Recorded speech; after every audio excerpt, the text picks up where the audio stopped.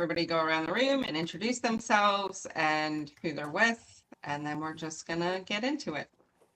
Mayhem. Hey, yeah, I'm Am. Money Out of Politics founder, also 21-year combat veteran of Special Ops. And, I think one of the most important things we can do as veterans is come together, have big conversations that folks inevitably listen to, and for us to help lead this nation out of, I think, what many of us are witnessing right now as peril. Oh, yes, that leaves me. I am. There's only three of us. Hey, you never know. I am Carl. I'm the founder and CEO of Crimebox Politics. Here to make it easy for people to know what their government is doing. And I am a 20-year vet of the United States Marine Corps. So,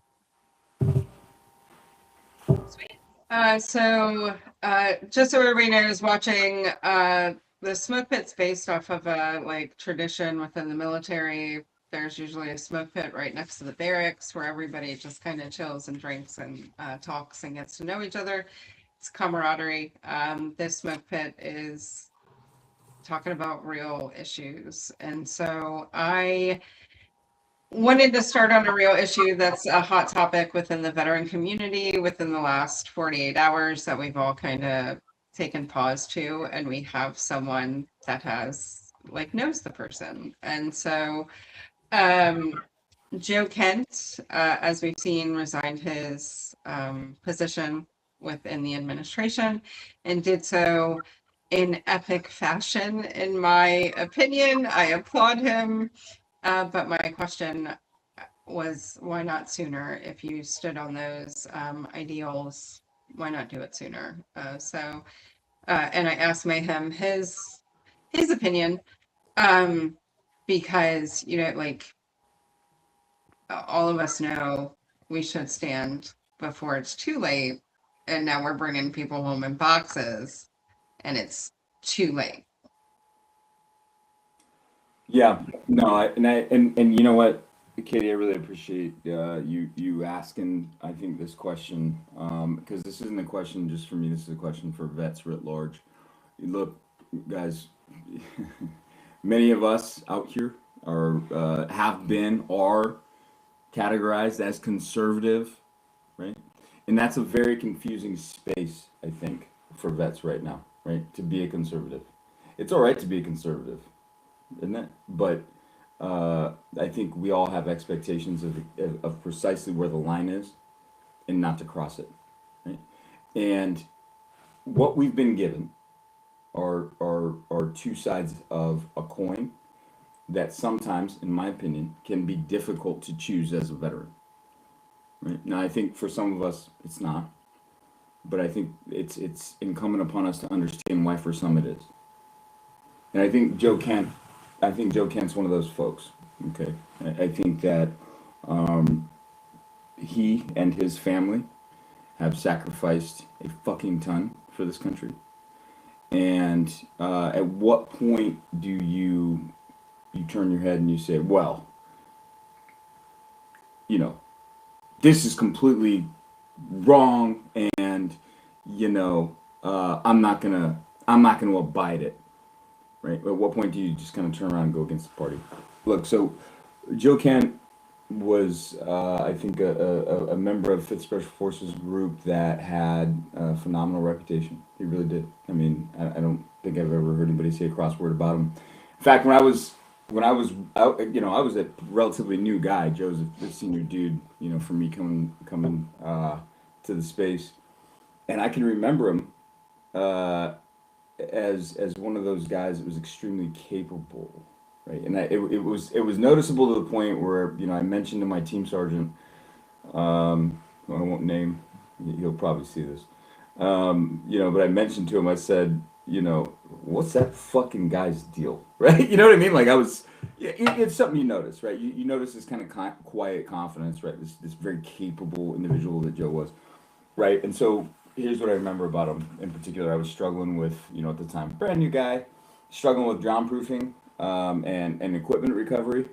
For those out there that may be unfamiliar, this is a combat dive task where you go under the water, you get your equipment, right? You come up, you know, let the instructor know, hey, I'm okay, and then he's like, all right, go get your shit, right? And then you go back down under the water, and it's really, frankly, not one of those things. If you're not doing it, that's difficult.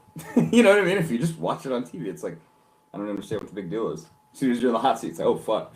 And Joe was the guy demonstrating this when I was in pre-scuba, right? And I mean, you gotta understand, I'm somebody who is very competitive, right? I'm coming up out of the water and I am struggling the entire time, right? So as this guy's demonstrating this, right? He's under the water and he's putting his mask on, right? And he's just real. I'm somebody who's under the water, dude. I'm over here and I'm in a fucking panic, bro. Like, all right, we gotta get this mask on. We gotta get the air out of it. We gotta get the fuck to the surface, right? That's how you're feeling inside, right? And you know he's under there just adjusting his mask in the water, right? And he's like, okay, I think I'm ready to come up. Anyway, and so it's noticeable. It's noticeable if you're in that situation. So what's this fucking guy's deal? You know, like I don't genuinely do not appreciate somebody making this look so damn easy, right? That was Joe Kemp. But very, very capable guy, widely respected within the community. I think that you see some people, right, myself included, you know, be disappointed with some of the directions that people take politically, and this wouldn't be an exception. I also will say, and I would encourage anybody out there to remember that you haven't fucking given what Joe Kent and his family have fucking given to this country, right? So it's difficult for me to stand in any kind of a judgment, right? And then and perfectly well said, isn't it? When we say, well, didn't he stand the fuck up and say, go fuck yourself, right? When the time came, and so then as vets, and I'll shut the fuck up after this, but as vets, how do we feel when we see that? Right? You're like, oh, that guy just fucking selling us all up the river, huh? Right? And then you see this shit and you're like, okay, well, probably not. He's probably the exact person that we remember him to be who was in a tight political space. I will commend him, right? I know that, you know, one of the Army values is personal courage.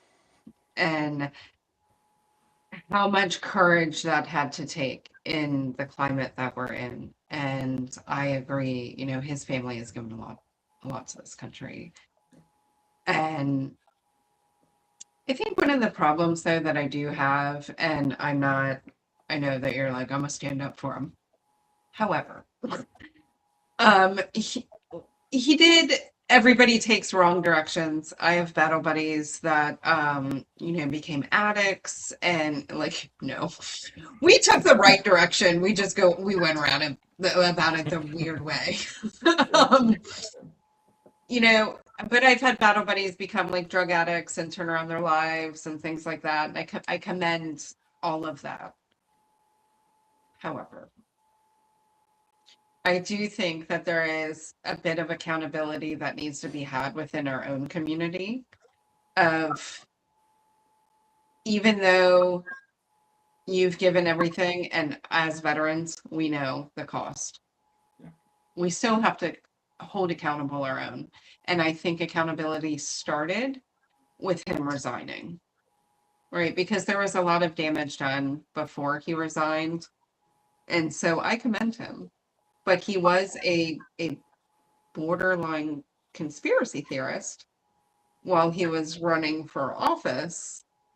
And at that point, I feel like our community should have done better at holding people accountable for their actions. Because as we see, the weight it held with his resignation, right? It went through our community, it went through the civilian community, it went through MAGA. And interestingly, I was actually going to ask you about this because I was just kind of perusing groups, veteran groups, specific groups, to see what they were saying about this resignation. And I happened to upon like a special forces dedicated like page, and we all know there's a bunch of people in those pages that are not one of us. Shit, and I get it. But out of like 2,000 comments, there was only like maybe 100 that were positive for his resignation.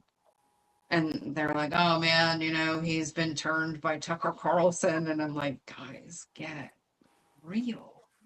Get real. And so I think this is one of those things that for me, I mean, Katie, you know me well, and Carl, we're getting to know each other a little bit, but I will say that, you may not know this, Carl. I was a Trump voter, right, initially. I was one of those guys that didn't, I was pretty busy. I was pretty busy with what I was doing in the military, right? Too busy even to really plug in.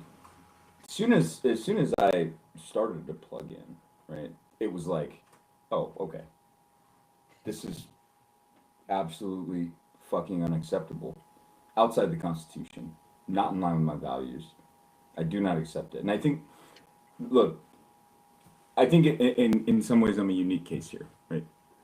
Because I am and always have been a truth seeker, and to the extent that I don't give a fuck if it challenges, right? There's no hubris here. I don't give a fuck if it challenges a closely held belief that I've had, right? I want to challenge that belief, right? And that's, I think that's very difficult. It's a very difficult thing to do, I'm finding, for a lot of folks to stand up against those closely held beliefs. And I think, so I've observed it enough where I don't disagree with you, Katie. I think we definitely have to hold our own feet to the fire. At a time when I think we can see he's doing the right thing, and in such stark contrast to the recognition that there are so many people out here that see it and go, oh, like you said, he's been turned. He's listening to Tucker too much, he's drinking a little too much juice, been watching that Antifa TV too much, right? And then it's like, you don't see it till you see it. Like for me, oh, you guys are a bunch of fucking psycho liberals, right? You don't understand shit about shit, right? Until I see you. I mean, we just saw convictions for aiding and abetting terrorism for anti-ICE protests. The fuck are we talking about? Right? This should give cause and pause to every veteran out there. The First Amendment was established on shit like this. You don't have to fucking agree with Antifa. But you do have to uphold your oath. You do have to defend the Constitution. And sorry for you. Huh? You should, as a veteran, because like you said something and I was like, like the Antifa thing. Mm-hmm. If you're a veteran out here, like, and you're not for Antifa, like, I'm not sure how that aligns with our oath. Because Antifa is an ideology. It's anti-fascist. Mm-hmm. We stand on the shoulders of the greatest generation that fought in this country. Okay. And they fought fascism. Yeah. So when I see all of this stuff about Antifa, it just fucking drives me up a wall. Especially being the granddaughter of somebody that liberated Dachau. I'm like, what are we doing here? And the First Amendment right? We all fought for it. We all believe in it. Do we all? Oh. I always hate when you do that to me and then you make me think deeper and I'm like, maybe. I mean, we're surrounded by disappointing motherfuckers. Carl, better for your thoughts here, man. I don't know Kent very well, and to be honest with you, the news about his resignation kind of went as a blip on my radar because I've been so hyper focused on Congress, and so like narrow-minded when it comes to the SAVE Act, because this week the Republicans came out and decided to gum up the system and play filibuster with their own bill, which is weird. But it makes zero sense to me. But I agree with everyone, with both of you, when you say that, you know, we got to hold everyone, that we have to hold our community accountable, right? I would say that Kent, maybe he lost his way a little bit. But I also wonder how much of this was Kent being forced to resign because he had differing opinions than the rest of the National Security Council. And was he told, you're going to go, or we're going to throw you under the bus? You know, I wouldn't. First of all, I don't think that that's. You know, I can't speak for Mr. Kent, but I can speak for the community that I come from. I think that this is not a community that's responsible to threats, right? And I think Joe is probably the last line of somebody from this community that you'll see, like, not afraid to show you my butthole. You know what I mean? Like, you want to be a fucking prick, right? Here's how I really feel, right? I don't like what you're doing. I think you're fucking incorrect, right? And you can go fuck yourself. And that listen, you talk to enough good SF guys, and they will all tell you the same thing. The number of great SF guys that I just like fucking hung out with and like deeply respected that were like, yeah, I'm fucking getting out of the military. And I'm like, what? Why? Like, you're my hero, bro. And they're like, because fuck these guys. They're not going to tell me, right? And it's just this weird thing you run into, to the point where it's like, sometimes, to an extent, cut off your nose to spite your face. That's how deeply full of agency people in this community are, right? And so, you know, I think it's not a surprise to me at all. You know, at a certain point, you might play the game. You might think, well, you know what? This is a political campaign, right? And there's a lot of rhetoric going on. And when we get to the other side of this, it's going to be fine. And then it's not. And you're fucking here, right? And then somebody takes it too far, right? Tulsi Gabbard doesn't say enough. Here's another thing.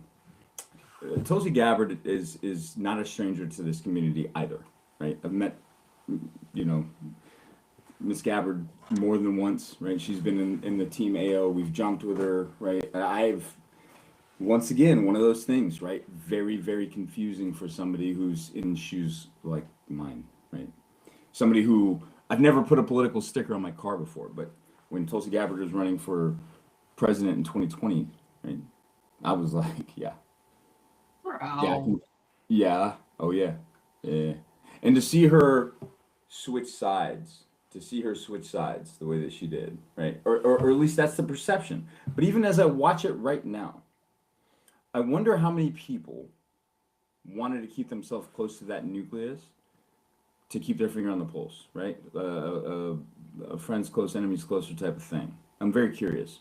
I'm not saying that that's what's going on, but I am curious to know how many people wanted to have their ear to the streets, right? Because the number of people that's, you know, switched sides, and this could just be just the toxic nature of politics. What do you guys think? I think Tulsi Gabbard's a shitbag. I think she's always been a shitbag. Okay. I know people that served under her. Mm-hmm. They're shitbags. And so that is my personal opinion as a woman vet. I know that when presented the opportunity to do the right thing for women, she did not. And honestly, she was on a fucking government watch list. And we don't speak about that enough, that someone who is on a government watch list is now head of intelligence, which, you know, I'm not a conspiracy theorist by any means, but with all of this aligned, right? You're on a government watch list. Multiple people have stated that your allegiance is not particularly for our government, and then you're the head of the intelligence community. not a massive fan of Tulsi Gabbard. I am utterly surprised that you would have voted for her for president. I would not have taken that. But here's my bigger thing, because we're all the same type of brained people about policy and about Congress and oversight and how that all works. She has lied to Congress multiple times under oath.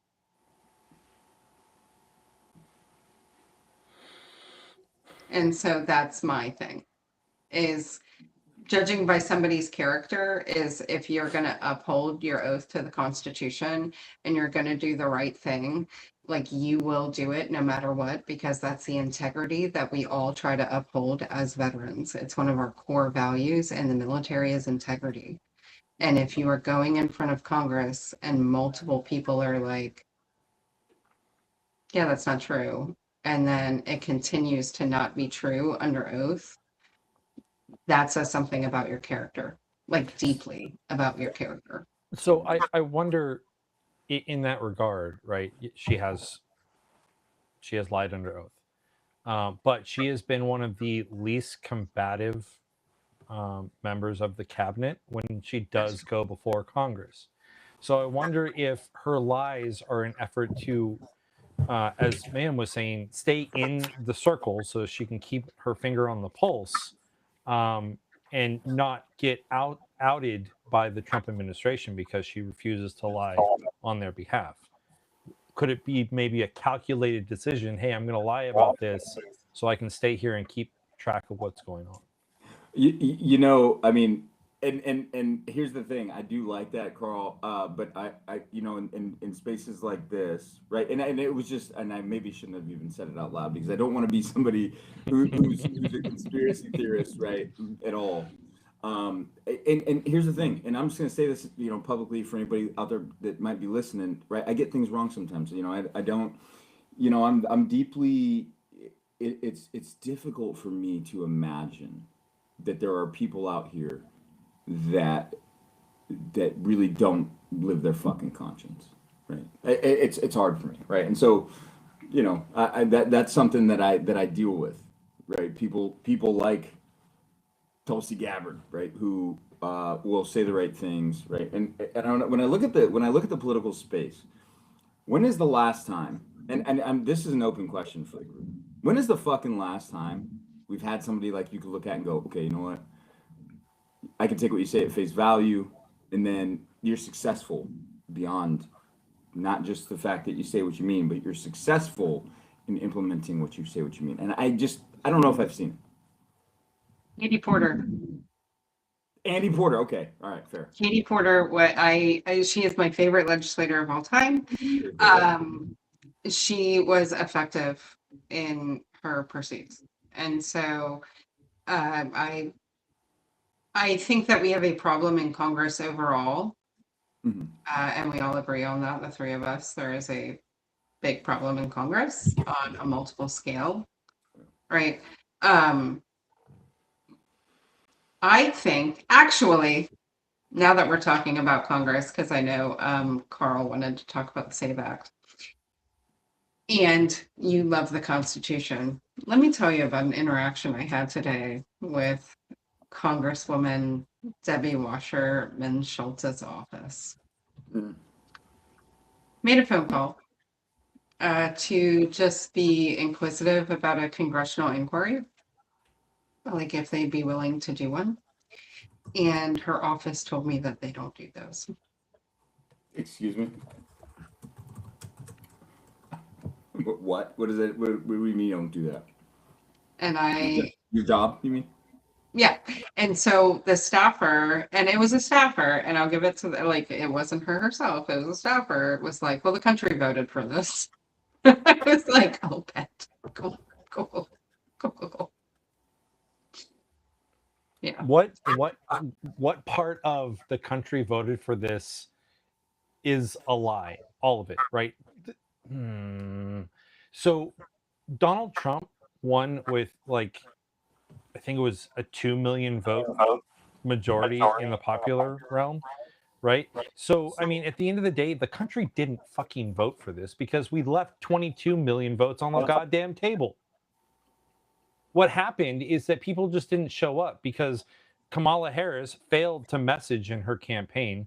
Joe Biden refused to give up his goddamn seat when he should have, which resulted in people thinking that Kamala Harris didn't know what the fuck she was talking about and allowed Republicans to blame the Democrats for not being democratic enough because they didn't allow democracy to run the course, right? Like, no, we didn't vote for this. What happened is that the Democrats were playing games and the Republicans slid right in and stole the seat out from underneath the Democrats because the Democrats didn't know how to fucking do politics. Sorry, getting off my soapbox here. Please don't. I mean, you're not wrong, right? And I gotta be honest with you, right? And this is for everybody out there, right? And I think, and then it always tickles my heart, Katie, that you are a card-carrying conservative, right? As they say, right? I don't even know what the fuck that means anymore, to be honest with you, right? Because at this point, being a conservative just means you give a fuck about the Constitution, I think. I'd like to clarify for everybody watching, I am a lifelong Republican, but I'm not a Nazi. You know, and it's so important to me, right? This is, and veterans out there that might be listening to this, right? You tuned into the smoke pit for a fucking reason, right? You're like, you know, man, something's tickling my brain in the wrong spot right now. But I'm not for those fucking weirdo liberals. You're in a good spot right now, all right? You're in the same spot that I was in when I fucking made the wrong vote. The fact of the matter is, we're here now. We see what we see now. You have people like Joe Kent. You have people even like me. I dare say many other conservatives, right? Veterans against Trump, Republicans against Trump. There's a fucking reason for this, y'all. And it's not because we're assholes. It's not because we're wrong. Okay? I've been doing this thing a long time. I've got over 400 direct action missions overseas, okay? 14 deployments. I'm not a fucking punk, right?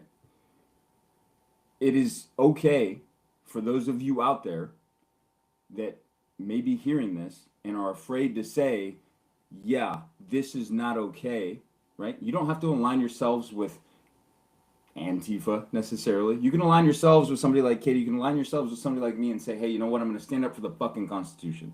That's all we're asking you to do. That's all we're asking you to do. Defend the oath you took. It's not a fucking difficult thing. And you will not be by yourself out there. You will not be the lone conservative voice. You will not be somebody who is by themselves, right? All we're doing is treating people with respect and demanding that you uphold the fucking Constitution.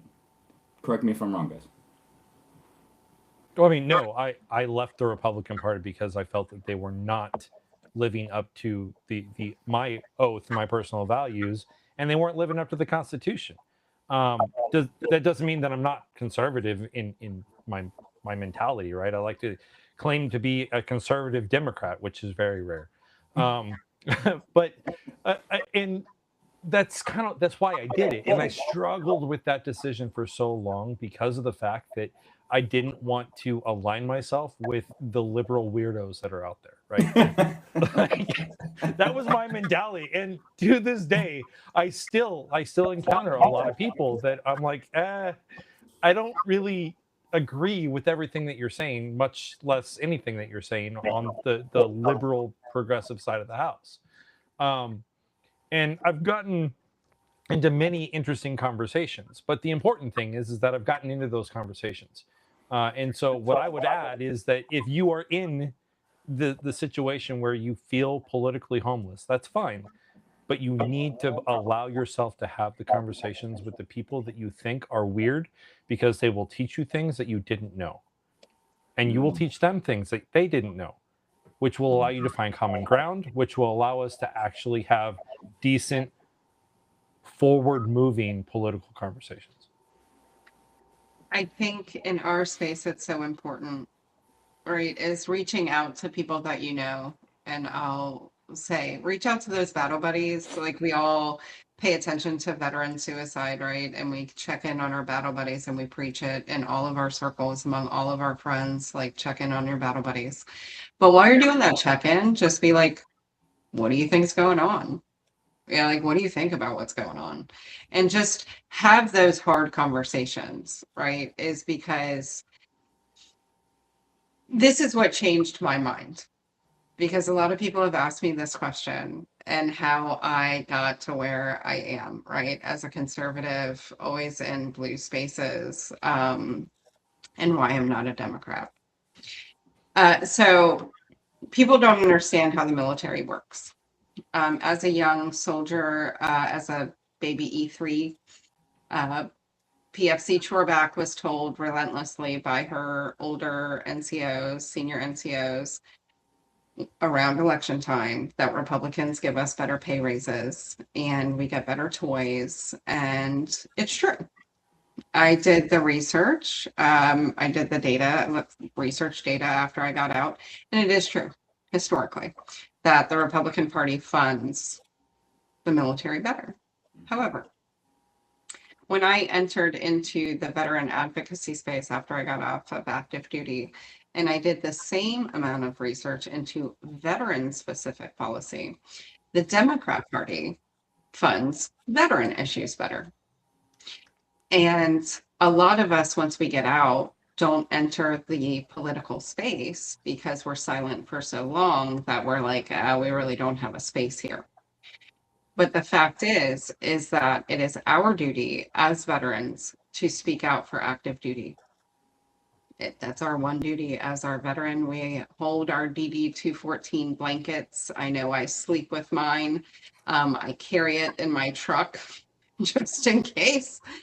But it is our duty, right? And so please do the research. The Democrat Party actually does defend veterans' rights better.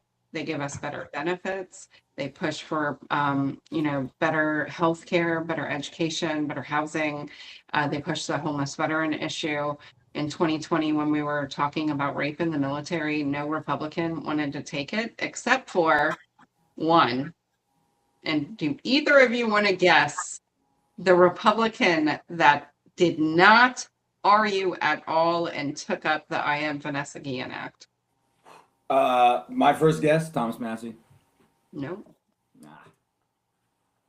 Carl? I got nothing. Mark Wayne Mullen. Oh my God. No. So when everybody was like speaking, like talking shit about him, I was like, however, he yeah. did do one good thing. Well, no, I think this is man, this was not on my bingo card. It was not on my bingo card that we're gonna come in here and chat on the smoke pit with a bunch of conservatives defending the Republican Party to at least a little bit of an extent. No, but I think the important part is we are out here talking to veterans, right? And I know that there's probably some, and this is probably where some of this comes from, right? There's probably some liberals out there that maybe have heard this and thought, oh, disgusting, right? Well, take your ass to the back of the fucking room and just have a listen for a minute, right? Because I think that this is an important thing, Katie. I think you touched on something that I want to reiterate when you say that a lot of vets don't feel like they had a space, right? They didn't enter into the political activism or discussion even space when they got out, right?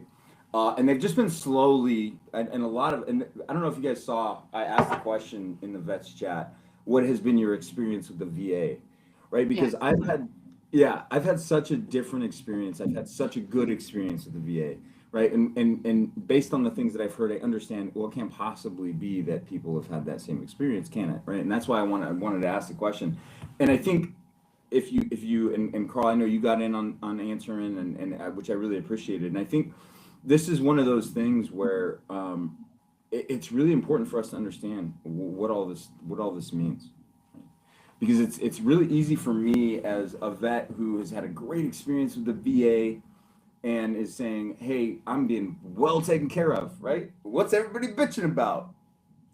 Well, you got to ask those questions, because as it turns out, people like Carl have, fucking 2 months before I can see primary care. That's not acceptable, right? that's not something I would know unless I asked that question though either, right? And that's the thing. There's this perception that I've run into in the activism community, and it's a stereotype about veterans that I've had to dispel. But then I see it pop up, and I'm like, fuck.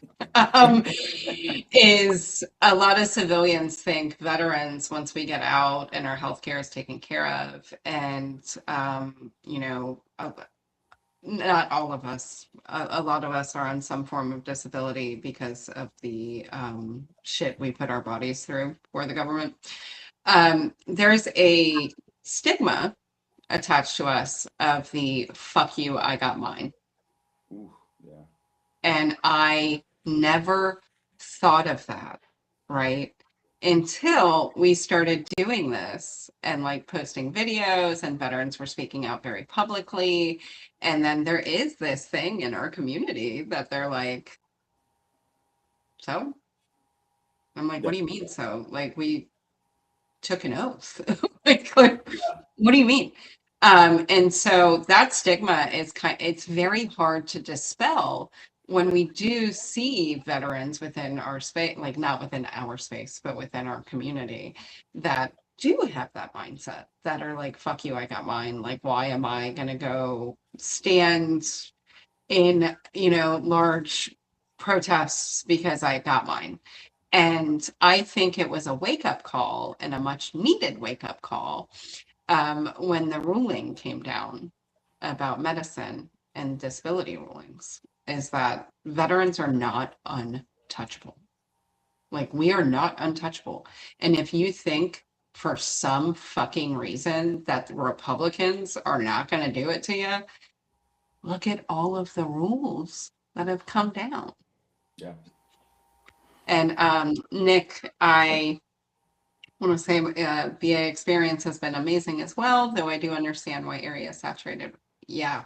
So, yeah, man. I live in Jacksonville, Florida. We're the largest concentration of veterans in the state of Florida. VA care here. Carl said he waited 2 months for a appointment. My podiatry appointment at the VA took 18 months. And I work in construction. Like, I don't do activism full time. I work in construction. I'm on my feet. And as like a veteran of the Army, right? Like, if you're an Army vet, it is drilled into you. Like, you take care of your feet. It is how we get around. We don't fly things. We're not on boats. You're rocking it. You're humping it. Take care of your feet. And so when the VA was like, it's 18 months out, I was like, oh, okay. Yeah, that's so funny. I'm gonna piggyback, and I'm gonna do a very rare thing and tell a quick story here.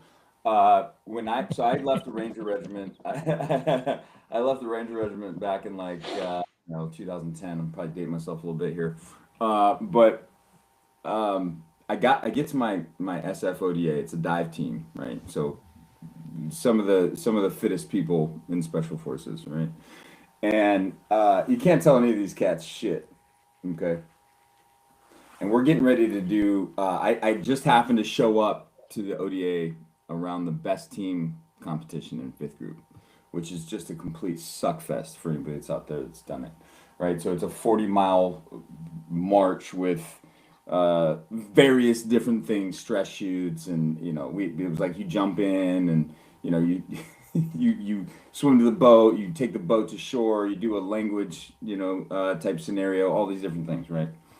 I hear 40 miles and I'm like, man, I've done a lot of walking in my time.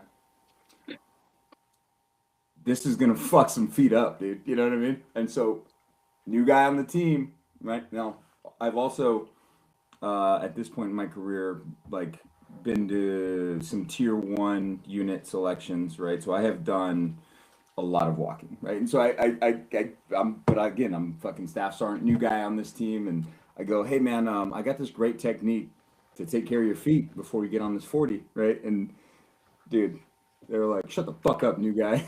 You know what I mean? I was like, oh shit, didn't know this is that kind of party. Okay, so I take care of my feet. We're about I don't know, 25 miles into this walk, and fucking bottoms of feet are coming off. Cats are coming up like, hey man, what was that technique you were talking about? I was like, oh buddy, it's way too fucking late for you, man. You know, you're already torched. But anyway, yeah. Taking care of feet. I second that, Katie. I surely do. 100%. We don't do 40Ks in basic in the Army for anybody Okay, watching. miles. We don't use Oh. communist units here. All right. Oh yeah. So we do 15. 15Ks is like out of basic. You have to do that to graduate basic training. Because apparently we're pussies compared to mayhem. This is how you both are gonna get a kick out of this fun story. This is how you know that I was gonna be a problem in the military. Like when it came to policy, right? Is like I know policy very well and how it's worded for a reason. And you had to cross the finish line. That's all the drill sergeant said. You had to cross. Didn't care how you cross, you gotta cross. So Velez, this tiny female in our platoon, was all of 5'1". They made her eat 3 MREs additional a day to make weight because you have to be 100 pounds as a female in the military. That's the minimum. And she broke both of her hips on the 15K. And so I carried her, my battle buddy carried her pack, and we got her across the finish line. And so they tried to recycle her, but good old Katie was like, time out. You said we had to cross. Yeah. She crossed. And that's all that matters. And so they let her go to AIT, but she had to recycle, like go through all of like the medic and heal. And then she didn't have to recycle through basic because I was like, that's not the policy. The policy says. Yeah, but that's not what it says right here. I was told that I could keep my stapler and listen to my music at a reasonable volume. Come on, dude. Let's go. I love it. That's me in a nutshell. And so I think it's a good caveat into policy because the SAVE Act, right? Carl brought it up earlier. Carl pays attention to policy. I pay attention to policy very closely. And the Constitution, right, mayhem, because Constitution comes into play here when you're talking about voting rights. I am disappointed in what is happening. I will give it, Carl, I know that you have dove into this, so I would love to hear your opinion on what is happening within the Republican Party as a conservative. Actually, we're all 3 conservatives, so as a conservative, I am utterly stunned at the filibustering their own bill, the weird side quests that are happening within this bill. And so, Carl, what's your take on the SAVE Act?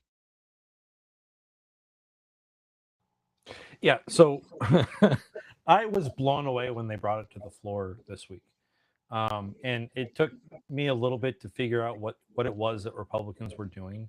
And essentially what they've decided is rather than leave it in committee where it can die, what they're doing is they're trying to give it light and put it in the sunshine, is what I've heard one senator say today. But what they're trying to do is they're trying to gum up the process. So they're not going to stop debate until it passes. But Democrats aren't going to pass it without giving up the filibuster. So, I mean, I guess what I'm trying to say is it's not going to get passed.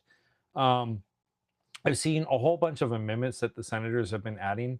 But what stuck out to me today was the speech by Kennedy, where he gets up on the floor and doesn't talk about how, you have to break a couple eggs to make an omelet like he usually does.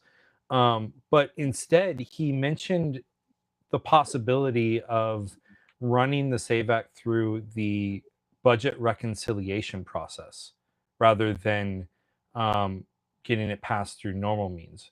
And his rationale is that if you run it through budget reconciliation, then all you have to do is get a simple 51 majority vote, and boom, you've got the SAVE Act. Katie, I see your face down there. I know, I understand, and that's the same face that I made. I was like, wait a minute, did I hear him right? Because I actually had to rewind it and listen to it again because it didn't make any sense to me. But it's possible.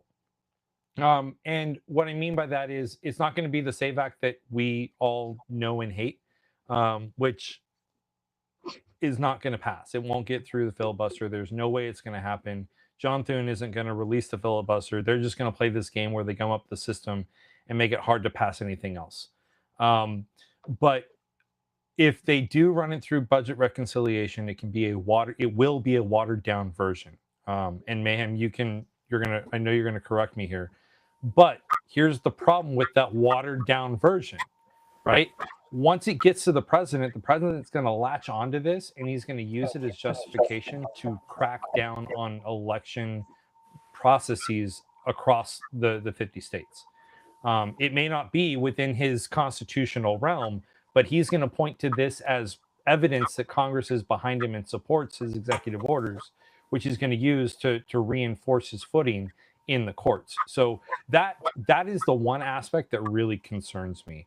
All the other amendments where they're talking about keeping men out of women's sports and going against transgender rights, like all of those things are just show.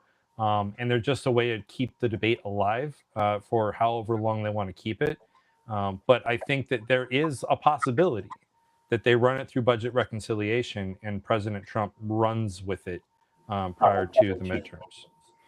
So yeah, and I'm so glad this is coming back up, and it's so funny, guys, because I don't know, and I think this was largely before we certainly before you and I met, Carl, and certainly Katie, like you and I haven't really talked about this a lot, but one of the things that I did when I first came into the political arena was I started grading bills that were coming out of Congress. I don't know if you guys remember this at all, but would have been about a year ago. So when I started doing this, and the SAVE Act was one of the very first ones that I did, right? And so actually, as you were talking, I don't know if you guys, I was looking over here and I was pulling this up. I was pulling up my the work that I did on this. So it's funny because if you look back into my Substack, and for those of you that might be listening, it's Quiet Mayhem, and I'll probably get back into posting stuff on there now that I'm like fucking retired and things. But I'll just go through some of the things because you guys are bringing up some great points, and no, Carl, I'm not going to argue with you at all. We're going to talk a little bit about, since you know how much I love the Constitution, and we're talking about the SAVE Act. Let's talk about all the ways in which the SAVE Act violates it, because this is one of the things that I broke down when I was looking at this back in 2025. Article 1, Section 4, Elections Clause. The times, places, and manner of holding elections shall be prescribed in each state. And what happens in this bill, the bill forces federal mandates on state-run election systems, potentially overreaching, and flips the power away from the states and toward federal gatekeeping of who can register us to vote. Okay, that's one of the things. First Amendment, freedom of association. Congress shall make no law abridging the freedom to assemble. We've seen this. Federal employees could face criminal charges for helping a voter register without documents, even mistakenly, right? So this is just a matter of raising the poll tax, right? And incrementally. Well, there's nothing wrong with this, right? You just, if you attack it on its face in one narrow application, it tends to have people say, conservatives especially, yeah, I don't see a problem with that. You should have to show a damn ID to vote, right? You see a lot of that. You hear a lot of that. But what they're missing is the nuance of what all that leads to in these cities and what that means for rural communities, okay? So what happened, federal employees, for even mistakenly helping people register, could be prosecuted. We know that things like that, we've seen it in the healthcare system, right? With the abortion rules, for example. Well, I'm interpreting this, and I just want to stay on the right side of the law, so no is the answer, right? That is how these poll taxes show their fucking ass to the voter. All right, so when helping someone vote becomes a crime, democracy becomes a privilege, which we know.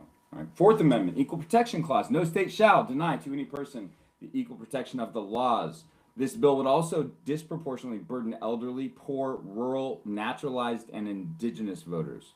Voting rights shouldn't depend on your zip code, or your file cabinet.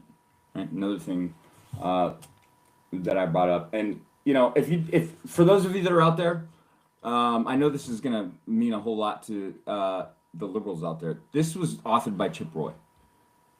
That's how you know it's good. Oh yeah. Why did I not know that? Chip Roy, supported by the Heritage Foundation, aligned networks, and election restriction advocacy groups. Low public benefit, donor benefit is high. Estimated legal and implementation costs. So this is another thing that I would break down. How much is this going to cost? So I went, bills aren't just a matter of, is this going to be good or bad for us? We got to look into, is there a way to fucking even implement or enforce this? These are all things that, it's like, oh, this bill's great. And they give it some fancy, right? If you look at the SAVE Act, right? The title sounds like it's good for us, right? But as soon as you dig into these things, and so, all right. And is the implementation written into the bill? Because I look at policy, and Carl, I know you look at policy and mayhem, you do enough, that there's often policy passed in this country that has no implementation tool within the bill or how it's being paid for. So it's just for show. Pay attention to stuff like that. It matters. Nuance matters in policy. Wait, Go ahead. can we share? So I actually have a scorecard for the SAVE Act. I have share capability. Look at the bottom of your screen. You should have a box with a arrow. Let me show you this real quick. You guys are going to appreciate this. The SAVE Act article. These are my notes from this. I'm going to share this with the group so you can see the actual. So this is when I graded the SAVE Act. Okay. So this is your 0 to 10 score. Stated objectives versus actual scope, real world impact, who actually benefits, enforceability and oversight, transparency and accountability, alignment with civic good, I think is another important thing. Monetary integrity. So, how when they wrote this and where did the money come from? Where did the endorsements come from? And then constitutionality, which is weighted. So you see the final score for the SAVE Act, 38 out of 110 possible points for an F. This has always been, since its inception, a piece of shit bill. It's a piece of shit bill. And I haven't even dug into the fucking amendments that you guys are talking about. So hopefully we can maybe talk a little more about that. The amendments are wild. Like Carl, the ones you were throwing out there about like transgender, like women and men's sports and stuff. I saw that added and I was like, are you kidding? Because I track it on, the House website and the Senate website and look for all the amendments. And I have that alert set up because I'm such a nerd. That those amendments, I think that brings a bigger like talking point about adding shit to bills that doesn't need to be in there. But specifically within the SAVE Act, as a woman, it is going to disenfranchise a lot of women. And the reason being that Mayhem was getting at is I have a passport because I was in the military and was encouraged to get a passport. Actually, I traveled before I joined the military. But I kept up on my civilian passport so I could travel on R&R and stuff like that. Okay, travel. There are plenty of my friends. I'm 38. I'm a millennial. There are plenty of my personal friends that cannot afford a passport.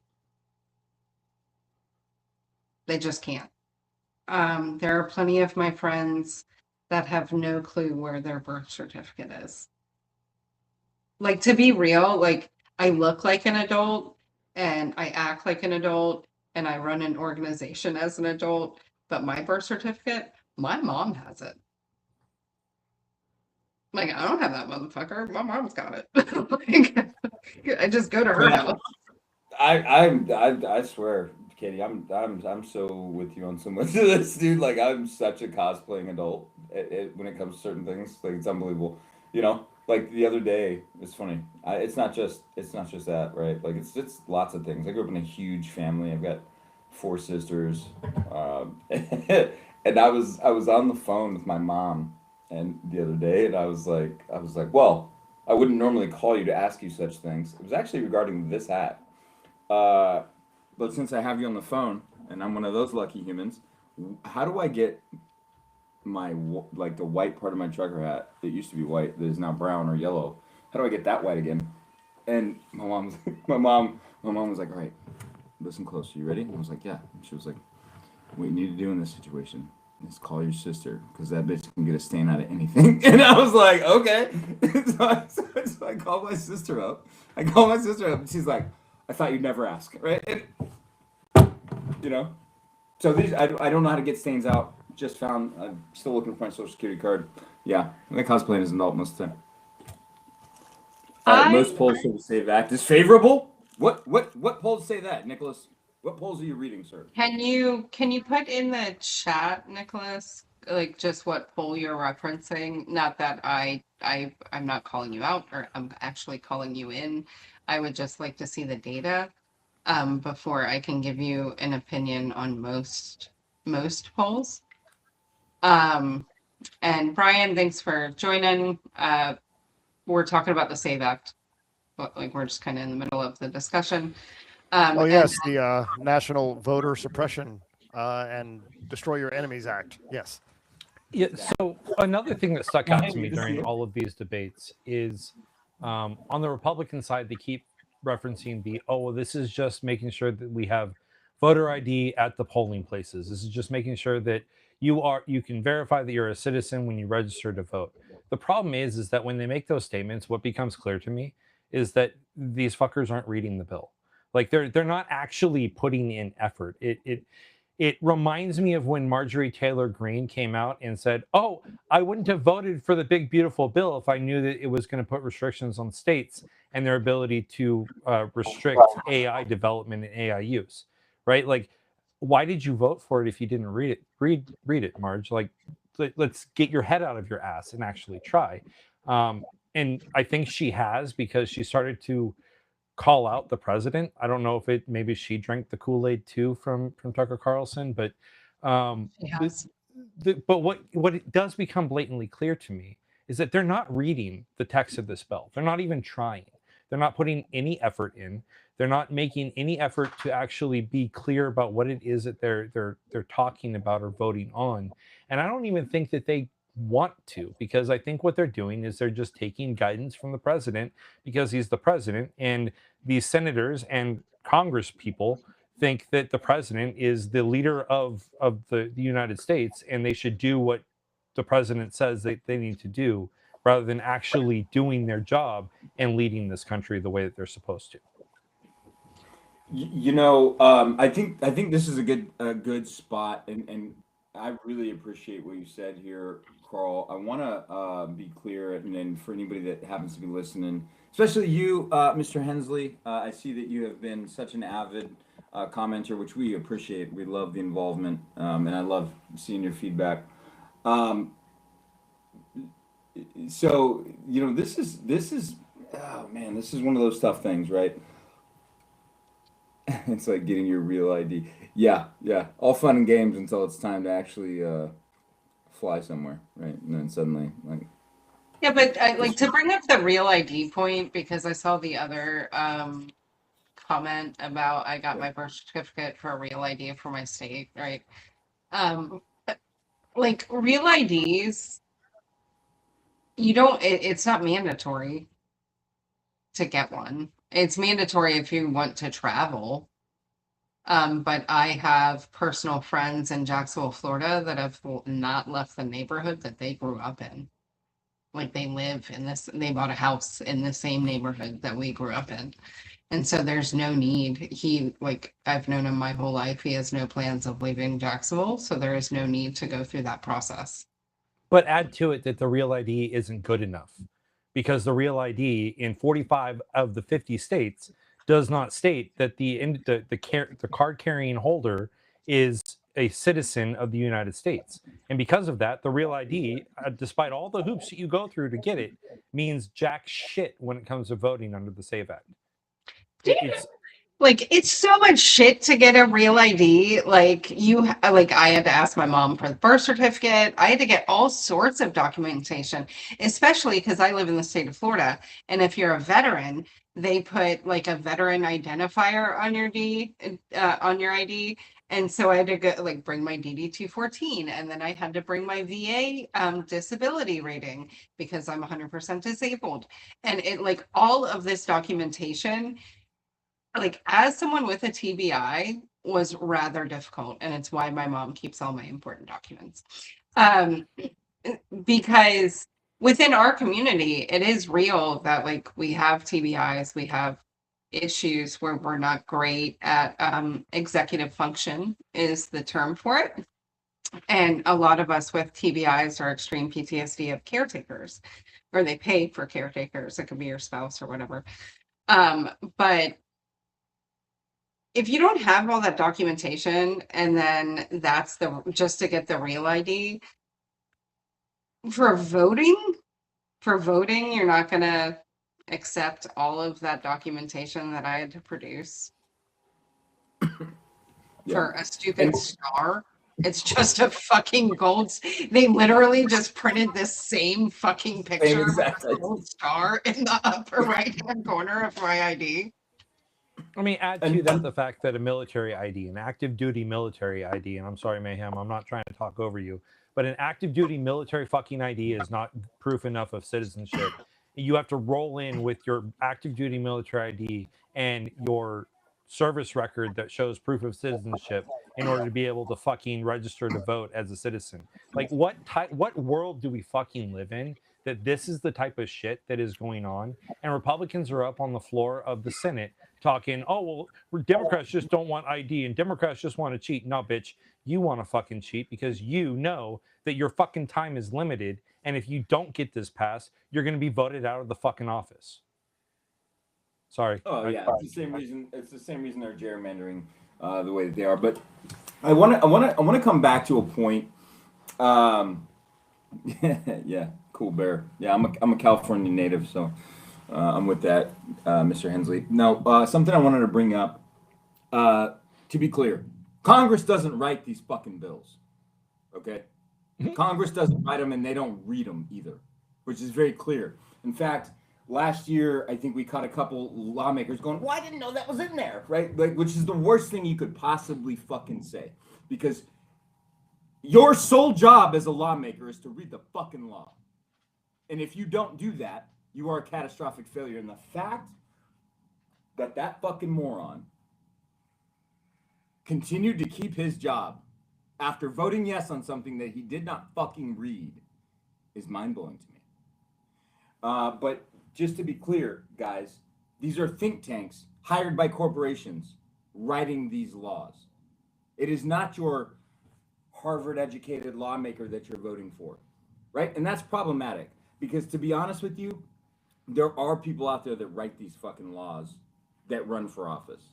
I have written fucking laws. It is not a hard thing to do, right? I mean, and you know what? I'm not even going to say, if you're an elected official, that you must write the law, but you better fucking read it. You better fucking read it. That is my fucking mandate to you. And I get to do that because I'm a voter.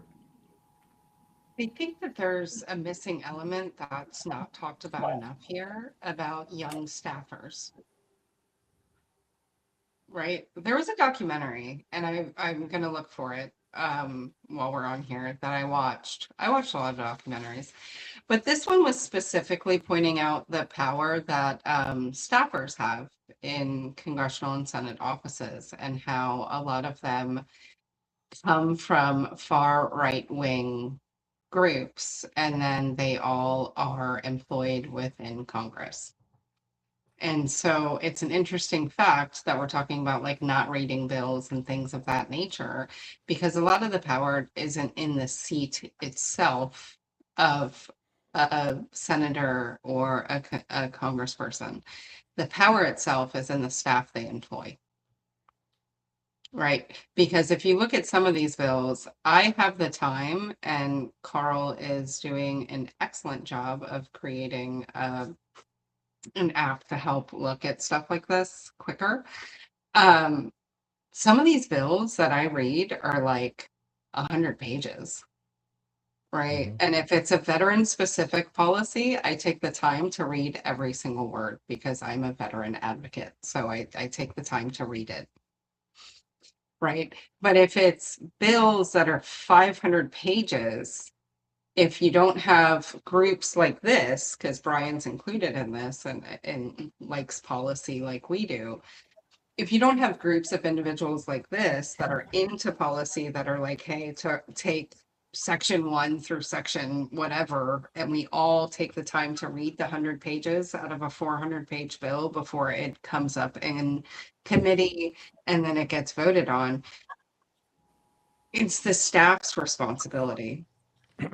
I will share that onus, just because if Congress was doing their job properly and introducing more legislation and more policy, because they're not doing their job, frankly, they wouldn't have the time, right, to read all of those bills. They just wouldn't. It's not feasible. The math ain't math. They listen. They don't. That's the problem.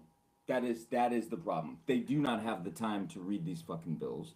They don't know what's in them, right? And then they end up voting for shit that is not good for our country.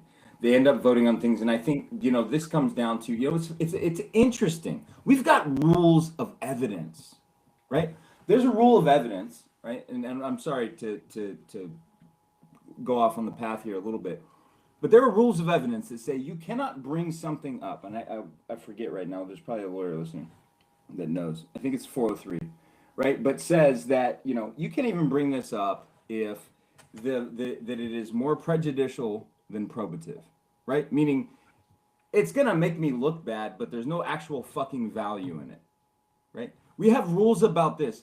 The idea that we are creating law that affects people's constitutional rights, and we do not have fucking rules of procedure for that, is bananas to me. How is it possible that we can put a 15, and we saw this shit, and it was funny, if you guys remember, and I remember it very distinctly, when they tried that 11th hour Hail Mary bullshit to open the government back up, and they put forth a 1,500-page bill. You guys remember the shit? They did the same thing that they had been doing for years, right? They throw a bill in there that's chock full of fucking pork at the 11th hour that nobody has time to read. But the mistake they made was that this is in the era of AI. And so people immediately ran that bill through AI and found all the fucking bullshit.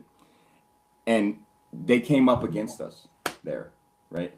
That should have, that one thing should have led to some changes. You should not be able to put a 1,500 fucking page bill out there to a 436 member body of legislature and demand a vote on it in less than 2 hours. That is fucking horseshit. And I don't think there's a damn veteran out there that would disagree. Well, can I, before Brian's got his hand up. But before Brian's Brian so goes, polite. Brian, you don't have to be polite. Just fucking just be like, hey. All right, So I'm gonna talk over Carl then. Is that okay? that's fine. Go ahead. Go ahead. No, All right. by all means. So I wanted to mention this just because you kind of called me out as like a policy guy. I'm actually not a policy guy. I am a philosophy guy. Oh yeah, that's right. I approach this from That's a right. very philosophical kind of broad tent, and the reason I do that is because I actually think intent matters a lot more than mechanics. So mechanics matter in terms of output, but you actually need to have good faith. So if we were sitting here making a drug deal with John McCain's Republican Party, we could make a deal and we could make it work, and there'd be some like McCain-Feingold, and there's things that you can do there. These people are arsonists. And so what they're going to do is they're going to insert landmines into the bill. So like the fact even that we're debating this bill and talking about its merits or demerits, like it has no merits because it was written by assholes who want to destroy America, right? Like we just need to understand these are the bad guys. We should give them nothing. Just say, you're evil. Your bill is evil by transference. Therefore, fuck you, eat shit, and die. That's kind of like where I'm at this point. And there will be a time, and again, I'm a centrist, right? I'm like a Republican centrist. It's kind of my political philosophy, right? There will be a time when we have to like negotiate over like the details, and that will matter. And 95% of the time in American history, that is how things are done. That is not the time we are in. We are in the 5% of the time where we're trying to basically fight Nazis. And the way you fight Nazis is with a middle finger, right? And with ruthlessness. Give these people nothing, drive them into the sea, and then when they're gone, and they will die because, I mean, not die, but they will destroy themselves because they're incompetent morons that also eat each other, so long as you can contain them in a box. And so long as you're able to do that, you will win. And then we can get back to like actually arguing about substance. Like, this isn't about substance. This to me is a fundamentally ideological, it is almost a religious struggle. And we need to treat it with that level of intensity and fierceness. So Yeah. So what I was going to say, and everything that everyone has said feeds into my point here. Katie, back when the House passed this bill, I think it was back in February, I was struggling to actually find the text, right? And if you remember, Katie, I was hitting you up being like, hey, where is this? Can you find it? And what I discovered was that what had happened was this is the SAVE Act as we know it, Senate 1383, is not the original text of the bill that was actually passed by the Senate and sent to the House. What the House did is they took a bill which is titled the Veterans Accessibility Advisory Committee Act of 2025, which was passed on a bipartisan basis. They stripped the wording and they stuck the SAVE Act in. So we're already dealing with an amendment, because what Republicans wanted to do and what these evil asshats did is they said, yeah, you know what, fuck veterans. We're going to push this through because it seems like the fastest and most complete way to get this thing passed and up to the president for a signature. Yeah. And I mean, I agree with Brian on the stance of like, it's a bullshit bill because of the merits, right? I want to go back to a time where we're just discussing the merits of policy, not human rights, right? It's like, I would rather be sitting at a table with people talking about how to better veterans' lives and benefits for the next generation, Right. not arguing whether women should have the right to vote. Or, I mean, and it is. And Carl, I remember that when I saw the message from you, like, can you find this bill? And I was like, oh, give me a second. Nope. Nope. And so I think it's disgusting using a veteran bill to sneak in such a bullshit stance. But once again, right, like from our community, and like it goes back to speaking to conservative vets out there that believe the Republican Party is for us. Right. This is another showing of veterans being fucked by the Republican Party again and again and again and again. We're good for photo ops. Both parties, actually, I will call this out. Both parties use us as photo ops. They want the veteran vote because it's important, because our voices matter and our opinions matter, quite frankly. And so when they're standing there saying, hey, we're going to better the VA while simultaneously trying to get vets to not take their medicine just so they can pay their bills, is problematic, right? And when we're talking about merits of policy, because I did forget that Brian is a philosophical guy, and that's why I appreciate him so much, as he looks at stuff I don't look at. I look at policy itself. Especially within the veteran sphere, often the policy is written in a way to fuck us in some manner. And veterans don't pay enough attention to that. And when you're talking about like voting, because we're on the SAVE Act, I worry about, I have a friend and I can name her because, yeah, I'll apologize later. Her name is Nikki. We have been doing advocacy work for a very long time together. And she's a vet, right? She's an Army vet, but she lives in Germany because now she's a milspouse.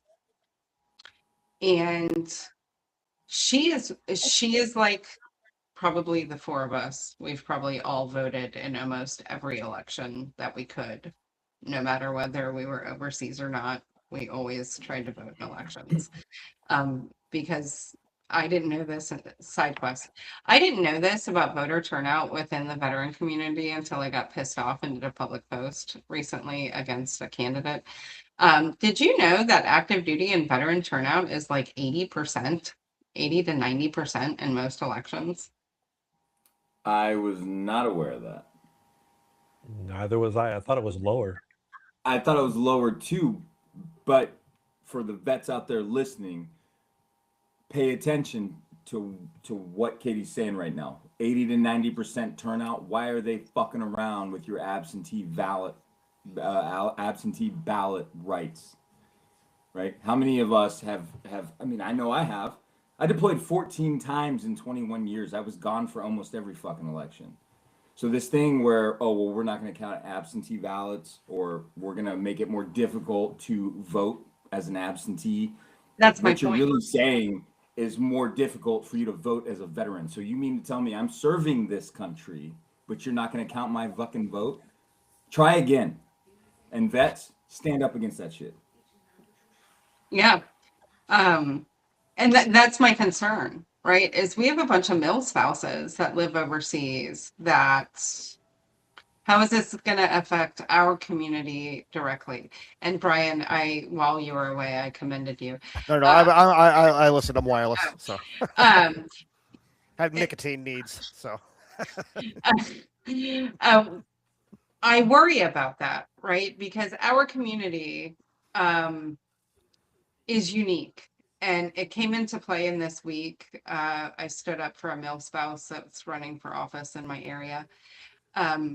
Because the veteran community, we take care of our own, no matter political ideology sometimes, right? Is like, I don't care if you're to my left and my right, like what I have been taught is I am gonna fight for your life no matter what. Like that's my oath, and that's what the uniform meant to me, and that's what my service meant to me. And so I always stick up for active duty. It's something I do in advocacy work, promised myself, and I will always call out poor behavior towards active duty or if something is dangerous. And I think it's dangerous if overseas active duty members, milspouses, contractors, their spouses were losing an extremely large voting block in a community with 80 to 90% turnout. Right. And what I'll say is you'll get a lot of conservatives on the other side of the aisle that will say, oh, well, there's carve outs for mail-in voting for active duty personnel and their spouses. Well, here's the rub, right, is that they're not getting rid of mail-in voting for the military. What they're doing is they're going to make it astronomically impossible for veterans and their spouses to register to vote because they're no longer in the United States. And when this bill goes through, it's going to require that if this bill were to go through, it would require that everyone has to re-register. Well, you can't re-register in person if you're overseas deployed. And there we go. Their voice is now no longer being heard. Right. All because Republicans wanted to play this stupid game. And we're also, we're a powerful country. A lot of people who are Americans often live overseas because they have business interests or other things that are overseas. They're still citizens. They pay taxes, oftentimes in both countries, by the way. We actually have a double taxation system. So you get taxed here. You also get taxed elsewhere. You have to renounce your citizenship literally to avoid taxes. Doesn't matter where you live, which I always thought was a little strange, considering this nation was founded on a tax rebellion. But that is the way we do things. So, I mean, there's that. That's a thing. Right. I didn't even think but about that. yeah, but it's also like we're talking about veterans, and I understand we're a veterans podcast, and so we talk about veterans issues. But like what the SAVE Act does is it changes the voting rules right before the midterms. they are likely to be highly contentious midterms with like highly charged rhetoric around it. Okay, this is interfering with the process. There was a reason that the founders wisely decided that this was a state issue. The purpose was distribution of power. Their intent was to prevent someone from using a single vector to manipulate the voting system. We've already seen this in the 2020 election when, you know, Leo DeJoy, I think was his name, was playing games with the mail and like delaying the mail so that like because what he identified is that, oh, everybody's doing mail-in ballots because of COVID. Well, we can now screw with the mail system, and as a result, we can screw with the votes, and then the votes arrive too late for the deadlines in various states. And so, like this idea of even having a federal vector at all into the voting system is extremely dangerous. Maybe you have one state that does something stupid, right? But the chances of having it happen in 50 states, right? This is the whole concept of federalism: is you want to divide power and distribute it, and you want power to be at the lowest level humanly possible. And this is not even a liberal argument. This is actually a conservative argument, is that distribution of power down to lower levels is going to be more effective. It's going to be more responsive. It's going to result in less kind of vectors for chicanery. You know, my view of like government is you should be able to vote for actual Caligula and have that person be in charge of your nation and have your nation not be at risk of collapse. Currently, that is not the case. We have Caligula or Hitler or whatever moniker or insult you want to use. I think it's more Caligula-like, but that's okay. And now we're worried about the fate of the United States, which is the most powerful nation in the history of the world. We're a bigger deal than the Roman Empire, and we have this moron leading us. This is a problem, and this is a problem because we have given the executive too much power, and we have not appreciated fully over the centuries the wisdom of the federalist system, which was to prevent this catastrophe from happening. Well, I think, yeah, Brian, I'm so glad to have you on, making these very significant points, and I think that the philosophical side of this should never be lost, right? And if you go back to, I mean, read the Federalist Papers, y'all. If you haven't fucking done it, it was this entire argument over a summer between some of the, I don't know, we would call them the greatest, you know, minds of freedom, right? Having this argument about federal versus state power, and this was the premier argument at the founding of this country. And I think it's an extremely important thing for folks to understand, and especially you vets out there, right? If you're listening to this and you haven't read the fucking Federalist Papers, read the fucking Federalist Papers, okay? Understand the arguments that were being made, understand what they were afraid of, and then allow yourself to understand we're witnessing it. We're witnessing the exact thing that they were afraid of.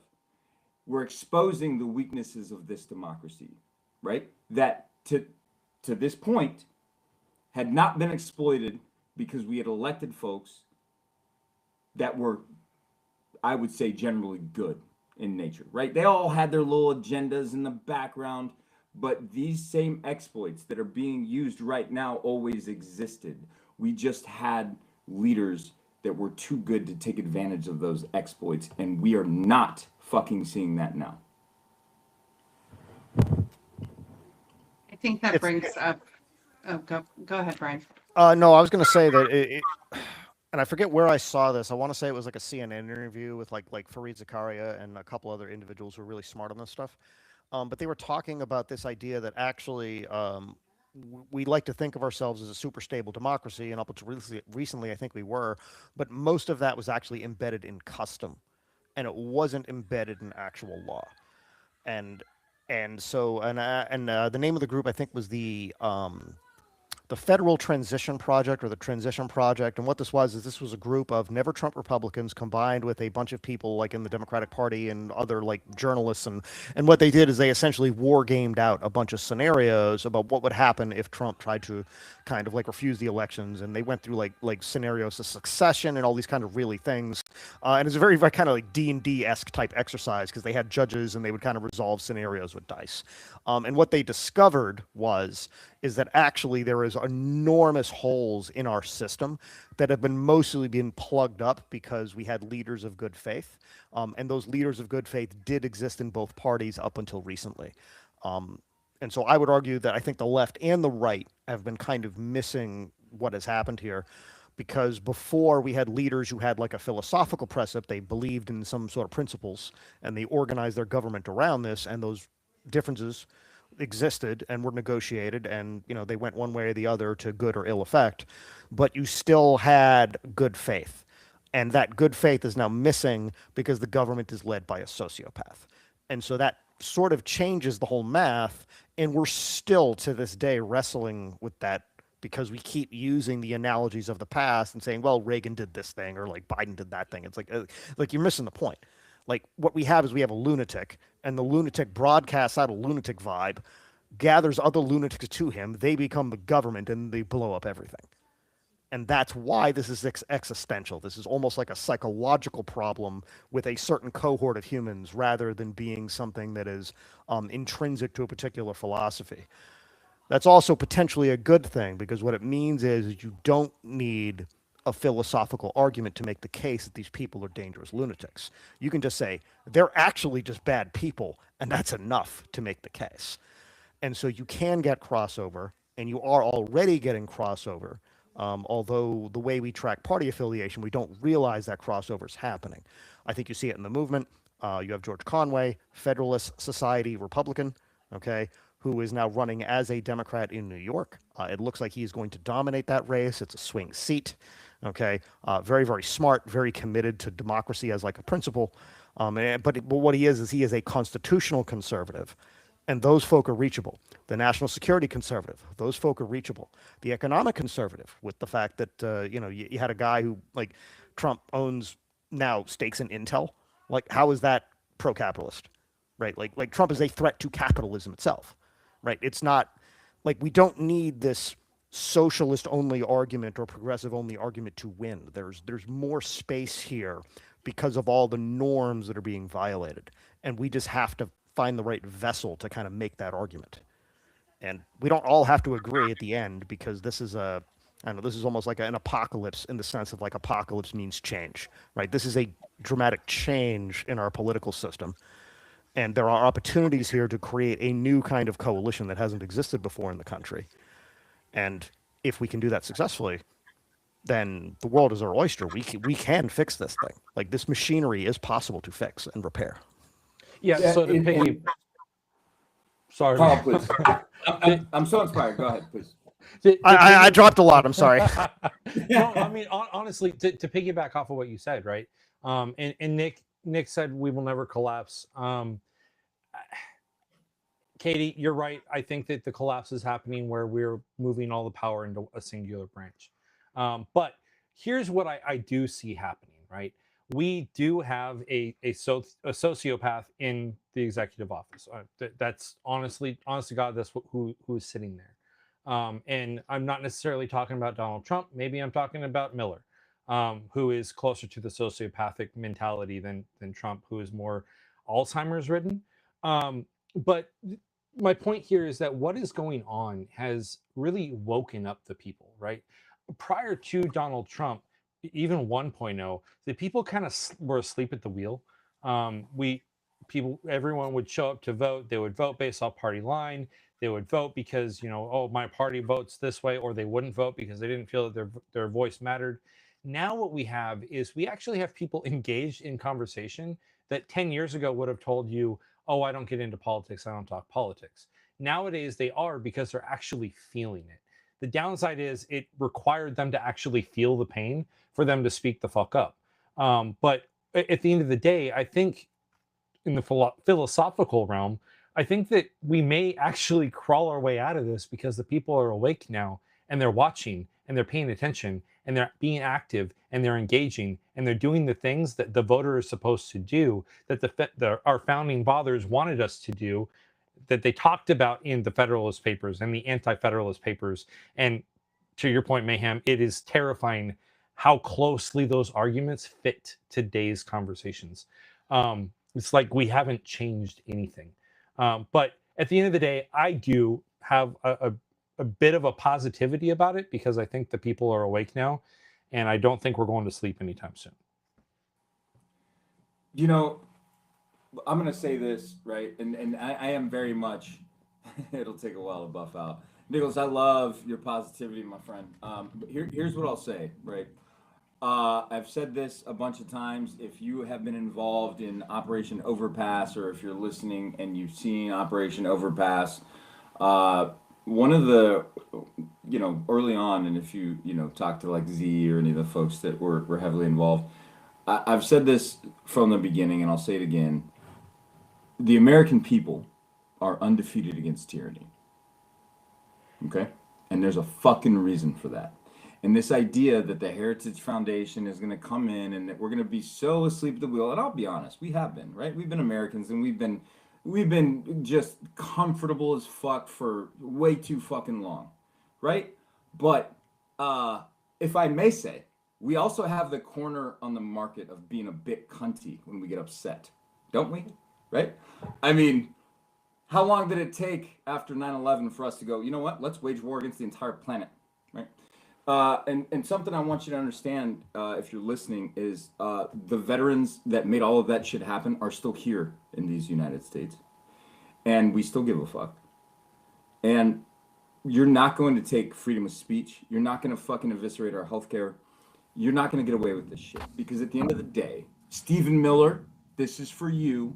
You are a pencil neck bitch, right? And who's going to protect you from people like us when we fucking come for that ass, right? Nobody, because you're a pencil neck bitch.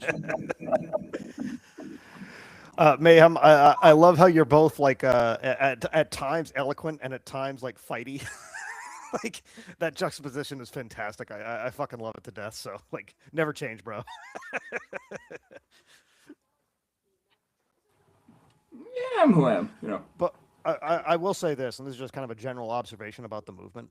Just again, doing this thing, I'm a newbie to this whole thing. I don't have like KT's experience or whatever. The veterans of the movement, we may not be all in one kind of clique, but we are scattered throughout it, and we're leaders. I know a guy in Western Massachusetts. I will not name drop him. As a lieutenant colonel in the Air Force. He leads an enormous sort of veterans action group. It's like 60 guys, and they go to things together as a group and say, America's veterans are here, and we're doing the thing. And they're hanging out with the hippies and the clergy.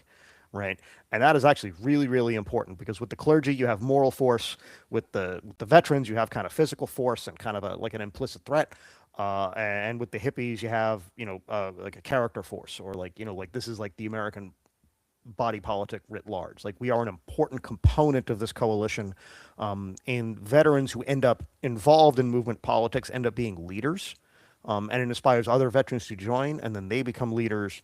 And I see veterans as an important vector for scaling because we're embedded in the community. We're kind of scattered everywhere. We have a shared culture. I mentioned this the last time, talking about this idea of like a whisper network. Like we all know each other. We're all kind of like saying, hey, this strategy works, this tactic works. So, hey, buddy, how you doing? Give each other a beer, help each other kind of suss through stuff. Like, I went to DC. I met like 15 veterans from like a billion different states because they knew I'm a veteran in my state, right? And we all hung out just because we all know each other. And that actually really, really valuable because that intrinsic kind of trust is already there. And we also speak the same language and we can cut through party lines. We can also cut through even ideological lines on the left. Like the leftist infighting I've noticed is like pretty fierce and a little time consuming, and it consumes a lot of energy. And we actually have the capacity to kind of cut through that because there's a pragmatism and a shared culture that exists. And most of the leftist infighting has nothing to do with policy and everything to do with culture, right? And so there's at least one quasi-American culture that exists, and it's within the veteran community. And so this is something we can exploit if we can scale. So I fully agree, and I'm so glad you brought that up. And I'm shameless plug. Sorry for my hair, guys. I put a hat on immediately after a shower today, so it is like it is what it is. Hey, no, but on the 28th for No Kings 3 and really nationwide, right? Katie, shameless plug. Here it is. Nationwide and also on the 28th of March. All right, in your state, in your local area. I personally will be in DC for No Kings 3 on 28 March. I am asking of the country, of the veterans of this country, wherever you are, get together with your fellow vets and walk 3.28 kilometers. We've got and shoot, I'll post it in the chat here, the public chat for everybody. But just the basic idea, right? Nothing formal, not to take away from No Kings, not to do anything, right? But just an opportunity, since many of us have committed as veterans to being out there for No Kings.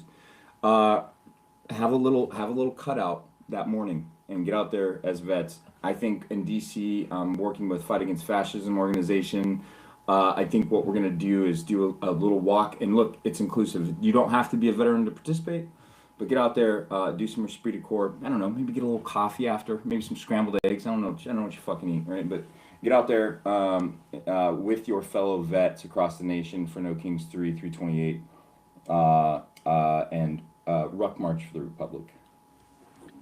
I am going to go a step further because I am. I thought we weren't doing. Oh, you're damn. You know what? You're damn right, Carl. At Freedom Unit's only 3.28 miles. I'm gonna go a step further here as we're doing calls to action. Do it in yards. That's amazing. I'm gonna go a step further, right? Because I was in a lot of phone calls this week, and women always uplift other women, and it's something about women I love. And a national leader within National 5051 kindly reminded me 5051 Vets it's the largest standalone chapter within the 5051 movement. And so I need to utilize that power more. And that is the veteran voice. So I am going to put forth a different call to action for veterans. Do mayhems. Here's my call to action. Find the flyer for your city. Find the location for your rally, march, whatever the fuck you're doing, the organizers. Pick a spot, a corner, a street corner about, 2 blocks out, unless you're rural, and then figure out that measurement. Talk about measurements. Figure out that measurement. Mark it on a fucking strip map and post it. Post it in neighborhood groups, post it in your local Facebook groups, and get veterans to gather on No Kings 3 and make your presence known. Because Brian is right. When veterans gather in large groups at large actions like No Kings, it invokes emotion in a lot of people that veterans are gathering, right? Because we are sporadic. And I don't give a shit if you're a part of a group. I don't give a fuck if you're not a part of a group. All I give a fuck about is that you honor your oath and stand with other veterans around the country. Like, there is, leftist spaces are fucking weird. Like, guys, I don't know about y'all, but organizing in leftist spaces as veterans has been challenging. So do this with veterans in your area. How you're going to do that? No Kings 3. How you're going to do that? Create a strip map. And do it. Just post it. Veterans will show up, right? You don't have to be some fucking passionate organizer like me that's like, let's do this on a national scale. Fuck national scale. Start small, build out. How you do it is No Kings. This is your call to action. If you're gonna fight for this country, stand by your oath and stand with people that think like you. We all organize differently than most organizers in spaces. Veterans are unique. We have a different culture. We can joke with each other, and that other people find offensive, and we find fucking hilarious, like toaster bath. I find, that shit's hilarious. Go and take a toaster bath. You know what I'm saying? And, Corey's right. Spread it to your legion. Who gives a fuck? I have been organizing for a long time in veteran spaces, very specifically. I have run into a lot of fucking no's. A lot of no's going to legions, to VFWs, to DAVs, to all of these veteran spaces to ask for help. But you know what? I got a lot of yeses. I got a lot of yeses I didn't think I was going to get. I got a lot of yeses in the MST space, like rape, talking about rape in the military. I got a lot of yeses from old white male Vietnam era vets because I asked and I said, I need your help. And so this is my call to action. Do a strip map, post it in Facebook. If you have a veteran council, I live in Duval County. We have a Veterans Council of Duval County. If you're a large enough city, Google veterans councils. Most large cities have them. Send them your flyer and say post it. It is time that we organize veterans amongst ourselves. I don't give a fuck if you're a part of a group. I don't give a shit at this point. Get your local veterans and we will work outward. Right? Because Brian's right. There's a whisper network. We all fucking talk because it's funny when, things come out from well-known veterans and they're like, did you see so-and-so's post? I'm like, I'm in 4 chats with the motherfucker. Yeah. Yes. We all know each other in veteran activism, right? And if we don't know you, we want to know you. Yeah. We want to know you. But know your own veteran space first. That means your legions, your VFWs, your DAVs. Actually, look into the VA union, the AFGE. A lot of union members within that union are also veterans that got fucking fired, like their union contract got terminated by Trump. So a lot of them are fucking angry. And so it is time. It is time, veterans. Wake the fuck up. It's time. No Kings 3. Call to action. I know I am doing it in Jacksonville, Florida.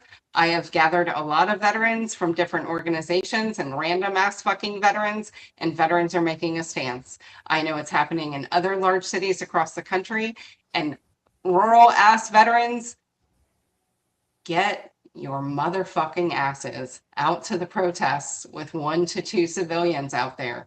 What are you doing? Why are you letting old women in a fucking scooter sit in a city square by themselves with a sign? Like, who gives a shit if you don't agree with the politics? It's time to do the right thing.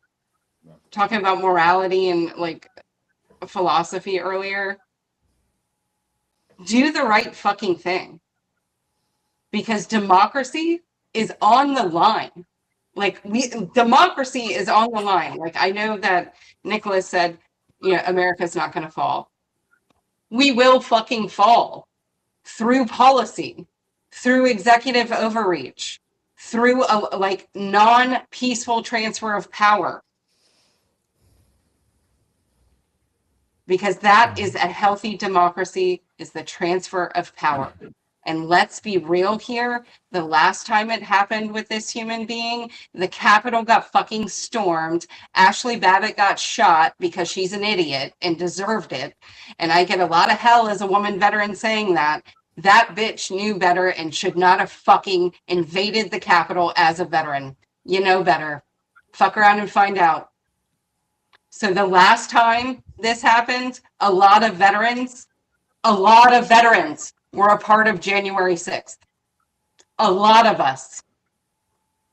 And democracy wasn't even under attack. Democracy is actually under fucking attack. Use your voice. Show up. Honor your oath. Do a strip map. Put it in your local fucking groups. This is how you street organize. If you've never been an organizer, welcome to fucking organizing. Put a strip map in your local fucking Facebook groups and get your veterans together and start doing the goddamn thing. I am pleading with you. I am pleading with you. It is our time to use our voice. Now. Right? I know we're a republic, Nicholas. Yeah, so if I may, Nick, to your point, yes, we are a republic, but republic is a form of democracy. So it's just like that whole conversation about a rectangle is a square, but not all squares are rectangles, right? Like, let's not split the fucking hair when we say democracy is under attack, because guess what? Democracy is under attack. And what I would do is I would take everyone's call to action, right? Because they're all great. And I actually got in a conversation with some of the organizers in one of the groups that I'm in. And, you know, the conversation started off with this one person saying, I'm going to scream and yell and shout. Well, that's great. Scream and yell and shout. But what next? Right? So have a plan for what you're going to do after No Kings 3. Don't just go protest, because when you go protest and then you go home at the end of the day and it's over, everyone looks at you like you're dumb.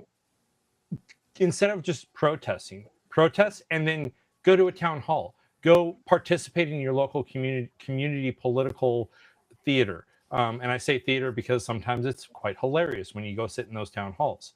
I mean, North Carolina just had a board of elections meeting that got postponed because they had over 10,000 comments on a new rule that they were trying to impose today, right? They postponed it today because they got so many comments they didn't have time to read them.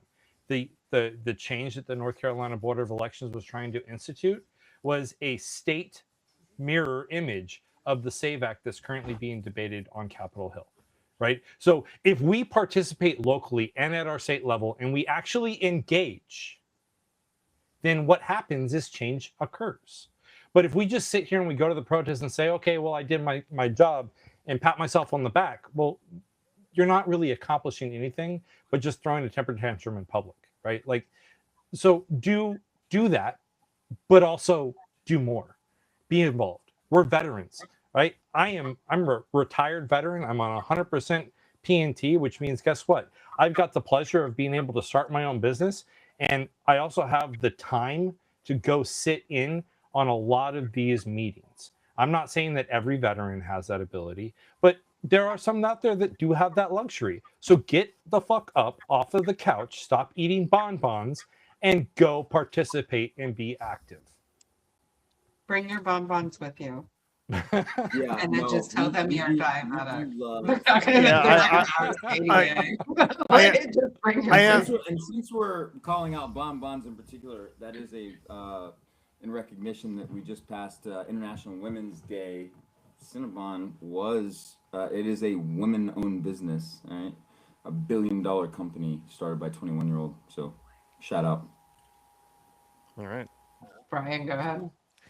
No, I was just I had a joke about diabetes, but I couldn't put it together.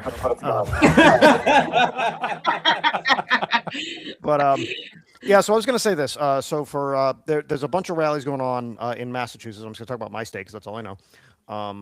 One of the things that I have been doing as a veteran, and I'm again not super plugged into the activist community. I'm new to it. Don't have a lot of relationships. I do speaking engagements basically now. So like I talk to like a local Indivisible will be running one. So I'm doing one in Fitchburg and in Maynard, which are Fitchburg's a city of about 100,000 and Maynard's a small town of about 10,000. So it's relatively small. But then I'm going to No Kings in Boston. No Kings in Boston is anticipating something in the range of about 150,000 people, give or take. We don't know. And what they are doing is they are setting up tables. And the purpose of these tables is fundamentally to drive the audience to engage with the activist groups. And ultimately, the activist groups are looking for donations, and they're also looking for volunteers. And I would argue actually volunteers are more important than donations, because a volunteer, someone who joins an organization at any level, is going to be of enormous value. Well, Nicholas, we'll chat later, brother. I got some friends you can meet. I got friends down there in that area. I live North Shore, but I got friends down there. So I'll always be closing. So this is actually really, really important, because this is like kind of the beginning of the protest season. Like things kind of die down over the winter just because the weather isn't cooperative. But now we're going to ramp up. At the beginning of the year, when we did, essentially the first kind of No Kings rally, which I think was in Massachusetts, like literally, it was on March 4th, where we had like No Kings on President's Day was the thing we did, which fundamentally that got mutated and became kind of No Kings nationally over time. It was basically me and like 4 other people who have no credentials whatsoever, just kind of screaming into like a bullhorn to a crowd of about 800 people. And there was this happened all over the country, and this was essentially one of the first. I think it was like 200 protests. Okay, and now 200 protests on a day is like no big deal, and it doesn't even get news coverage, right? So this whole thing was started by a whole bunch of people just being noisy and loud and obnoxious. Now what are we at? I think No Kings 3 has something like 3,000 protests planned at this point. So we are looking at the largest protest in American history. We are already bigger than the civil rights movement. We're already there, and all we need to now do is channel these people for effect, right? Because now we got bodies, we have mass. Like if you're trying to fight a war, muster mass and then fire for effect. Okay, we've mustered mass. How do we fire for effect? And we fire for effect by engaging people in these organizations, bringing them in, looping them in, onboarding them quickly, okay, and building mass. So by the time we hit the midterms, it doesn't matter how many of these goons ICE throws at us, we will outnumber them through sheer mass like the Zerg, right? And I think this is the right way to think about this. It's just capacity, execution, capacity, execution. Capacity is everything, right? It is the game. This is a game of numbers. Get the numbers, we will win. Don't get the numbers, and we will lose. So big facts, big facts. Undefeated against tyranny, right? And we are undefeated against tyranny for a reason. It is because we stand the fuck up. And I'm so pleased. I mean, if I can just say for a second, right? If I can be a little sentimental here, I'm so appreciative to know all you guys, because these are the spaces where this stuff happens, right? This is where we find those veterans, right? Where we connect with those folks. And we actually make a difference, right? This right here in my mind is why we are undefeated against tyranny, because what have we seen? The government starting to turn against the people, and then we are, I think, the early voices saying, not okay with that. And it's inspiring, but it is exactly why we're undefeated against tyranny. It's why, I mean, look, we taught this lesson in 1776. We taught it in 1936. 1945, right? We taught it in 1965. We taught it in 1865. If we want to be technical, we will teach it again in 2026 if necessary. Class is in session. Yes, I think that spaces like this are so important, and you know, veterans have a unique space in places, and I like that Brian brought up, you know, how many protests. There's over 3,000 protests happening around the country. How you funnel power right after, because we have the numbers. How do you build power? There are a lot of organizations that I'm going to suggest everybody kind of look into. Voices of Florida is a partner of ours at 5051 Vets. Sarah Parker runs that organization. They do a lot of trainings. Also, 5051 does a lot of good stuff about FACE, Common Defense. There's a lot of veteran organizations out there that do training. And so I do want to implore you to look into this. We will do a better job of our social media. Hopefully we're out organizing in the street, and sometimes I forget we even have a TikTok. I had to look for the password and give it to Carl before we came on. We're not social media people. We're not out here doing content. We're putting in the work, and we're putting boots to the ground, organizing in the street. And you know, as to the Canadian watching, thank you for I'll answer the bonbon question, because I think that's probably so funny to all of us. It's probably, I think you win the comment of the night award. In my personal opinion, it goes to you. You get it. But no, on a serious note, from like Americans to our northern neighbors, thank you for watching, right? Because I know that there are a lot of people within the United States that are kind of wondering what outside entities looking at us think. Right? Like, what do other countries think about Americans and what we're doing? Like, are we doing enough and things like that? So I value that you're watching, right? Because you're watching, I'm a combat veteran, Mayhem is a combat veteran. Carl, are you a combat vet? So you have, and I'm not sure, but Brian's off screen. So I will say 3 combat veterans sitting here. And we are Also, speaking I am also a combat veteran, so it's all four. Four for four. 4 for 4. You have 4 combat veterans sitting here, speaking out and saying, you know, enough is enough, and calling on our fellow brothers and sisters in arms to do the same. And come find us. Brian will be all over Massachusetts. I will be in Jacksonville, Florida. Please come find me. I will have a massive 5051 vets flag that I do sometimes. It's obnoxious. I ordered it way too big. And so I try not to bring it out places. But no, I know Carl will be in North Carolina. Mayhem will be in DC. The great thing about veterans, like Brian stated, is we're all over the country, and it doesn't matter if you're wearing a Sons of Liberty shirt, 5051, Money Out of Politics, Common Defense, Vets, any of these great orgs, or you're just wearing a hat that says veteran, or a Navy shirt or whatever you're wearing. I will implore you to identify yourself, though, so that veterans can find each other. We're not going to be able to tell you're a vet if you're not wearing anything that says you're a vet, because we're not just going to randomly start asking civilians. It ain't happening.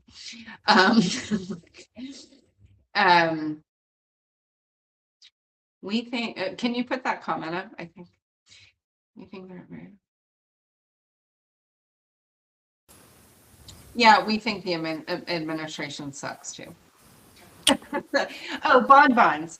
All right, so bonbons, actually, I'm gonna let Mayhem explain this because he's the one that brought it up. So go ahead, Mayhem. Oh man, there's a million different ways you can go with this. So I think it's a term we use for cinnamon rolls, right? And I think it's it's something that, so if you've been in the military, you know about the infamous honey bun, right? And in special forces in particular, right? And just a quick story about that. When I was in small unit tactics, right, which is like the tactical portion of the special forces qualification course, which I later became an instructor for. I'm a student there, and the field team next to us has a fucking absolute scandal, and that scandal is very much bonbon based. Okay, right, and those they're honey buns. If you've ever been into a U.S. chow hall, right, you've seen these things, right? They're like just these little 700 calorie gut bombs. I think they're probably closer to 5, right? But delicious nonetheless, especially if you heat them up and eat them a little bit of milk. But anyway, these guys try sneaking these things out of the chow hall into the field. Becomes a huge, right? When I say scandal, right, that's the appropriate word. If you've been in a military high stakes training environment where these things are against the rules, it's a scandal, dude, for sure. So yeah, these are Yes. so when we say bonbon, it's like this overarching term for like these cinnamon roll type things in my mind. Cinnabon is a multi-billion-dollar company. It was started by, I think, a cheerleader, 21-year-old cheerleader. But so the bonbon is the loving term that we give it. But it's a cinnamon roll. It's a fancy cinnamon roll, a little flatter. Yeah. Like same context, except for I remember them being used as pretend grenades. Yeah, sounds good. So I do want to comment on something KT said about what the world thinks of us. I think I have a little insight into this. It's anecdotal. So before doing activism and the way I learned how to like network and make friends in random places, I'm a software engineer by trade. I'm not a natural like human person. Just I had to learn. Is I wanted to start a video game company.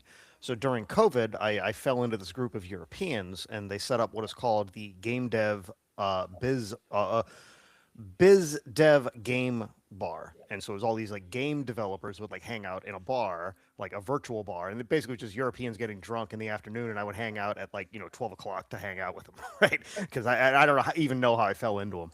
So I met a lot of people in like Poland and Germany and like the north. I maintained contact with those folks, and I explain what's happening here and what I'm doing. And they say two things. One is they say, Brian, wow, I'm super impressed with what you're doing. And then they say, two, we in Europe are super impressed. I mean, we hate what the government's doing, but we're super impressed with American resistance. Because what we've done is we have already built a resistance movement that is of the size and scale of the color revolutions of Eastern Europe. And we have done it in a fraction of the time, and we have done it with a geography that is unfavorable to those kinds of movements, because most of these nations are essentially centered around one large city. It's like this, the size of like Massachusetts would be like the size of Lithuania. And so they are mighty impressed, at least these folk are, and they're about our age, maybe, like 30s, 40s, kind of middle class professionals, super impressed with what we have done so far as a resistance movement. They're still shitting on what our government's doing, and they're unhappy with like the use of American power. So it's a mixed bag, but they do see what we're doing, and they are rooting for us, right? The same way we, by the way, rooted for that and the Arab Spring and all these other movements that these pro-democracy movements that have happened around the world. So there is a pan-world pro-democracy movement that we are a part of. I didn't think we'd have to fight that here, but we are. And we do have support. So I know I watched a video, I believe it was the European Parliament, the German representative stood up and talked about America being a foundational democracy and how the Europeans are like, hey, we stand with you. And so, thank you, Brian, for sharing that, because I know a lot of civilians around the country think their work is fruitless, right? Because we have politicians that are ramming through policy that doesn't make anybody happy, like it does worse for the country. And you have a bunch of people, normal, everyday citizens out here organizing on a daily basis around issues, and you see nothing change and you don't think that you're doing anything. But I do want to remind people that movements take time, right? So if you think that we're in it for a short time frame, we're not. And that's why I think veterans are more apt for this type of work on a larger scale and a longer scale, because we're built for deployments. And so we're built for like running our bodies into the ground and then pushing it 3 more miles and taking ibuprofen and trucking on, because we know what's at stake here. So I do want to thank everybody for coming on. I want to thank Carl. I want to shout out Carl and Crayon Box Politics. We have decided to partner together to run this podcast. And so, thank you, Carl, for reaching out. Most people don't know, this podcast started under an idea, and Brian was around when we were discussing this, of like, hey, like, let's just get veterans talking on shit. And here we are, and it's been very successful. I do want to give a shout out to somebody we had in the smoke pit, somebody that won their race last night. That is a friend I met in DC. And Brian, I don't know if you met her, Demi Palisek. She ran her race in Illinois last night, and she won. And so I do want to shout her out. Congratulations, Demi, on your win. We are so proud of you. We are super happy for you. I'm glad we had you in the smoke pit. I met you in DC on 11/22 when we were leading the march, and it was a wild time. And Brian was there in DC. DC 11/22 is buck wild. And so Demi, congratulations on your win. Like, more veterans need to run, more veterans need to win, and bring back sanity into politics. Not all veterans are fit for politics. There are like plenty of veterans that I don't want in politics. yeah, most of us probably. Yeah, there are Uh, plenty. I will say that yeah, 1122 was really really interesting. What I really liked about it was the march that we did on the Capitol. Um, and what was extra interesting about it is that when you march, you're not supposed to like, you're just supposed to march. You're supposed to walk, right? As we got close to the Capitol, everyone kind of understood the history of the moment and what was being done. And people started to stomp, which you normally don't do because it screws up your knees and all kinds of other things. Um, and so, like, it was this slow march up the hill, and then we got to the Capitol, and everyone's like it had this sort of militant, like, we are not fucking around kind of vibe. And it was deep and it was powerful, and it's hard to understand if you're not in the crowd or you're not witnessing it, like what that felt like. And it happened organically. No one planned that. It was just like, okay, here we are in front of power. Like, we should be obnoxious. We should be loud, right? And we should be offensive and defiant. And that experience was a very powerful one. And there is no reason, by the way, that this cannot be done in every capital in America, right? Because veterans, especially, were a swing vote. And the veterans who are against this thing are pissed. And the veterans who are not against it are wavering because they understand what's happening and they're just processing some internal feels, right? You do that. You put it out there and say, listen, okay, not all of us are the quote unquote left, okay, but we're not soft. We're not weak. We're tough, okay? We fight wars and we win them. We do not fuck around. And we are here in numbers at scale and we are organized. And you brought us out here to march, and most of us get out of the service and we're glad we never have to march again. And we're doing it because we're trying to make a point. So.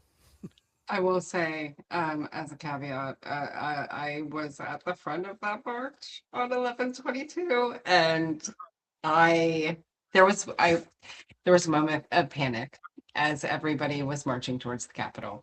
And I don't know if you're aware of that, Brian, but it was Tom from Fight Against Fascism, Robbie Roadsteamer, Jolly was at the front. Who else was there? Jasmine, Sean, when he was with Money Out of Politics. And I look back because the permit ended at the National Mall. And everybody oh yeah, Eric Rhodes, Gunny Speaks Out. There's a bunch of people there. Thank you, Brian, I do want to give credit where it is due. Sons of Liberty was there, Tim from Sons of Liberty. There was a lot of veterans there. And as we were out front, right, and y'all are marching towards the Capitol, I look up towards the Capitol and I see Capitol Police descend out of the Capitol and surround the Capitol because we knew the permit had ended. We were trying to get people to disperse. And someone at the front said, left face. And everybody started marching towards the Capitol. And as someone that organizes, I was like, this is not great. It's not my favorite thing that's ever happened. It's been spiraling so quickly because I looked to Tom and Jasmine and I said, guys, I have like misdemeanor bail money, not like like we're getting there quick. Like I'm not exactly sure where this is about to be federal, you know. Yeah, I actually like that because it's defiant. It's like, well, the permit's here, but we went a little further. Like to me, like politics in this era is about assertion, right? We need to assert a value, reclaim the flag. This is something 5051 did. We did that 5051, like, because we made this a thing. I know lawyers who spent, $50,000 sending flags around the country. The early protests didn't have any American flags. The later ones did, and that was deliberate. That was a strategy. Like, assert, like, we're the Americans. These people are chuds. They're not Americans. Take that shit away from them, right? And you do that, you win the country. That's how you win the middle. You don't have to give people policy cookies. You say, we're better. We got the values. We represent what this country is actually about. And everybody else will come along. That's my belief. But I think I think the data bears it out. I agree. I It just can made me just very say- nervous. Like mayhem, let me just finish. It made me very nervous because as everybody is continuing, I'm at the front with Capitol Police being like, we're not those kind of protesters. like we're not storming the Capitol. Because they were aware that there was a lot of veterans. And the last time veterans showed up in mass, they stormed it. So it was a little nerve wracking as someone that was at the front of that, being like, oh dear God, they're surrounding the Capitol, trying to talk to the police. Carlos from American Opposition was trying to like get people to go to Union Station. And I'm like, oh God, this is gonna spiral. And I will never forget. And I wish Tom was here because Tom will remember this moment. A little old man who was probably about 80 yells very loudly, they can't stop us all.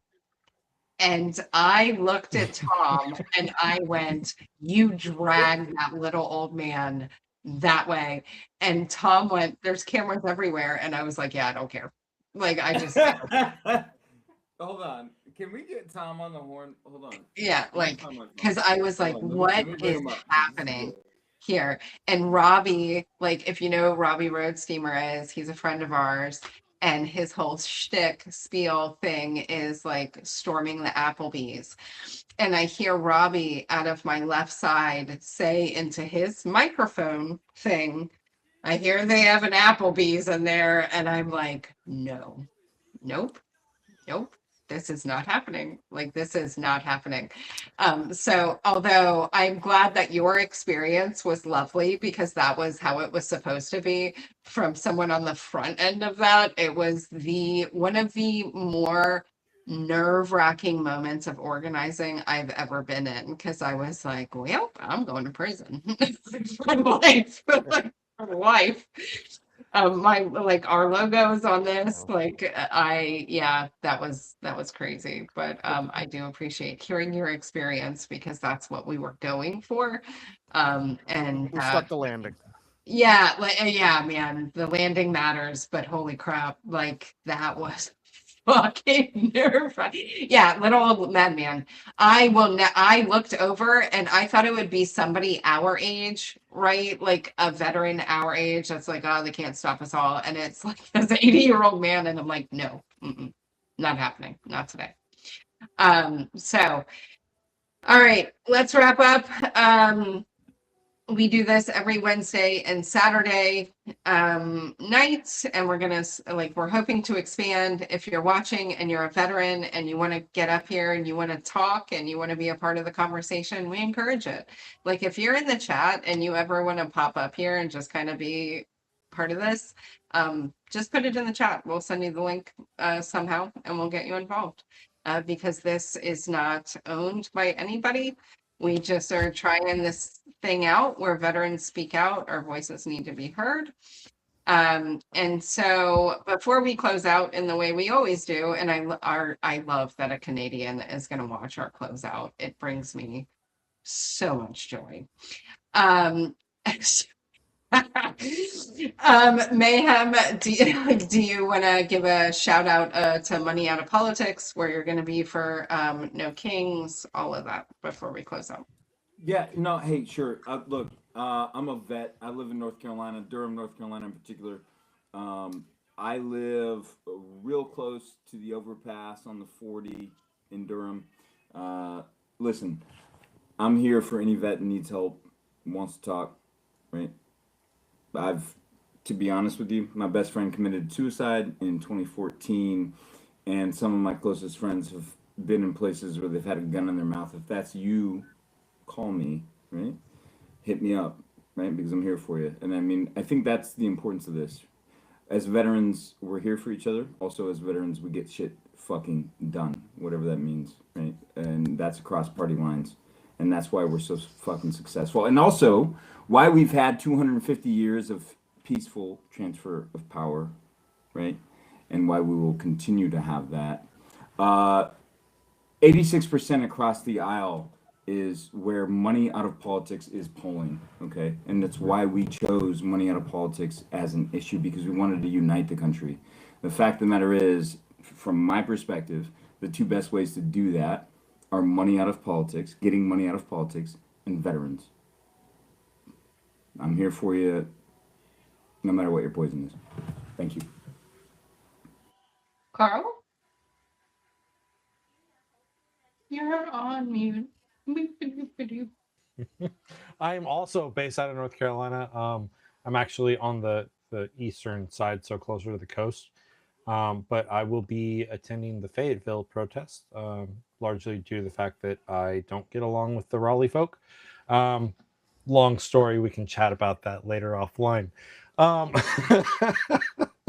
Organizing's weird if you've never been in this space. Activism's weird as fuck. But you know, what I will say is, you know, participation. Just like Mayhem, I'm here for any vet that needs help. You can reach out to me, no problem. But more importantly, you got to make sure that you take care of yourself. And I know this is in the safety brief, but go out and touch grass every once in a while.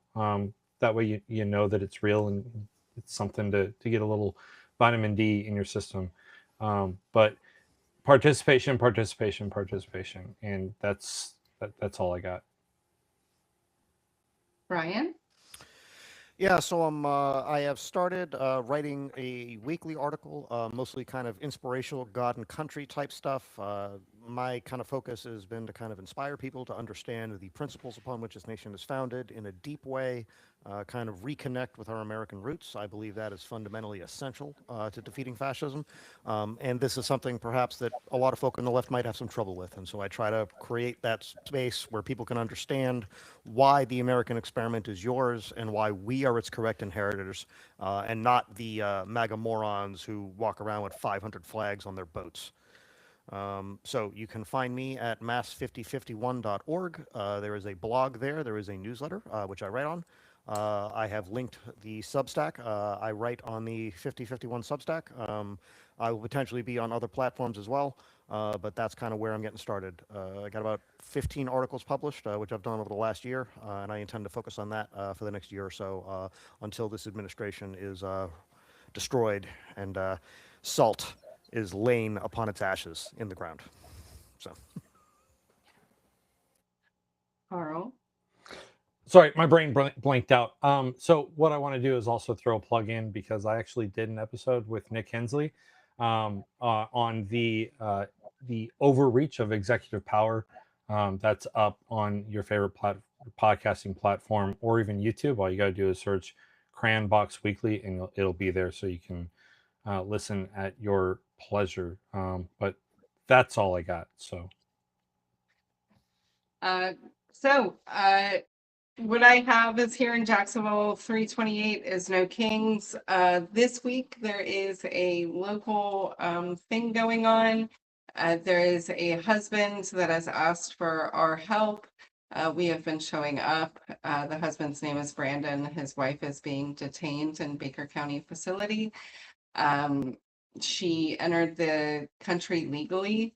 And so this is the greatest example of egregiousness in policy. She entered legally, she has done everything right, and she is still going to be deported within 2 weeks. So if you are in Jacksonville and you can come out the next 2 days, we'd love to see you. There is an end-all rally at the end of the week. It's 5:30. It's being put on by JIRA, which is the Jacksonville Immigrant Rights Alliance. Come out to that if you have time and you can't make it out during the workday. We understand. Tomorrow there is a candlelight vigil happening at the Baker County facility if you want to come out. It's sketchy as fuck.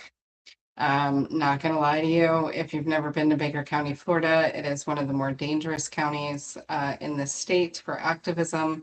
They have a Klan member painted in their city hall. And it's not going anywhere. So if you have the time, please come out and support.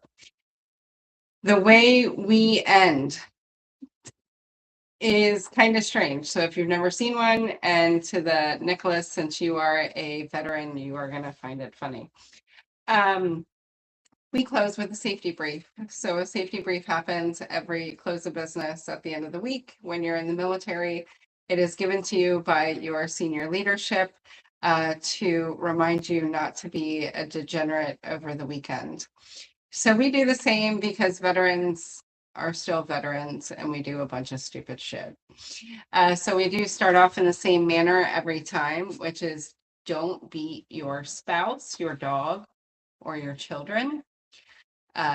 Like Carl said, go out and touch grass, like reach out before you crash out. Like this is hard times for all of us. I do want to highlight, mental health awareness. Veterans, this is a time that your PTSD is probably on high alert. If you have moral injury or you know what it is, that is probably you're struggling. A lot of veterans are. So please reach out to us, Carl, Mayhem, Brian, anybody.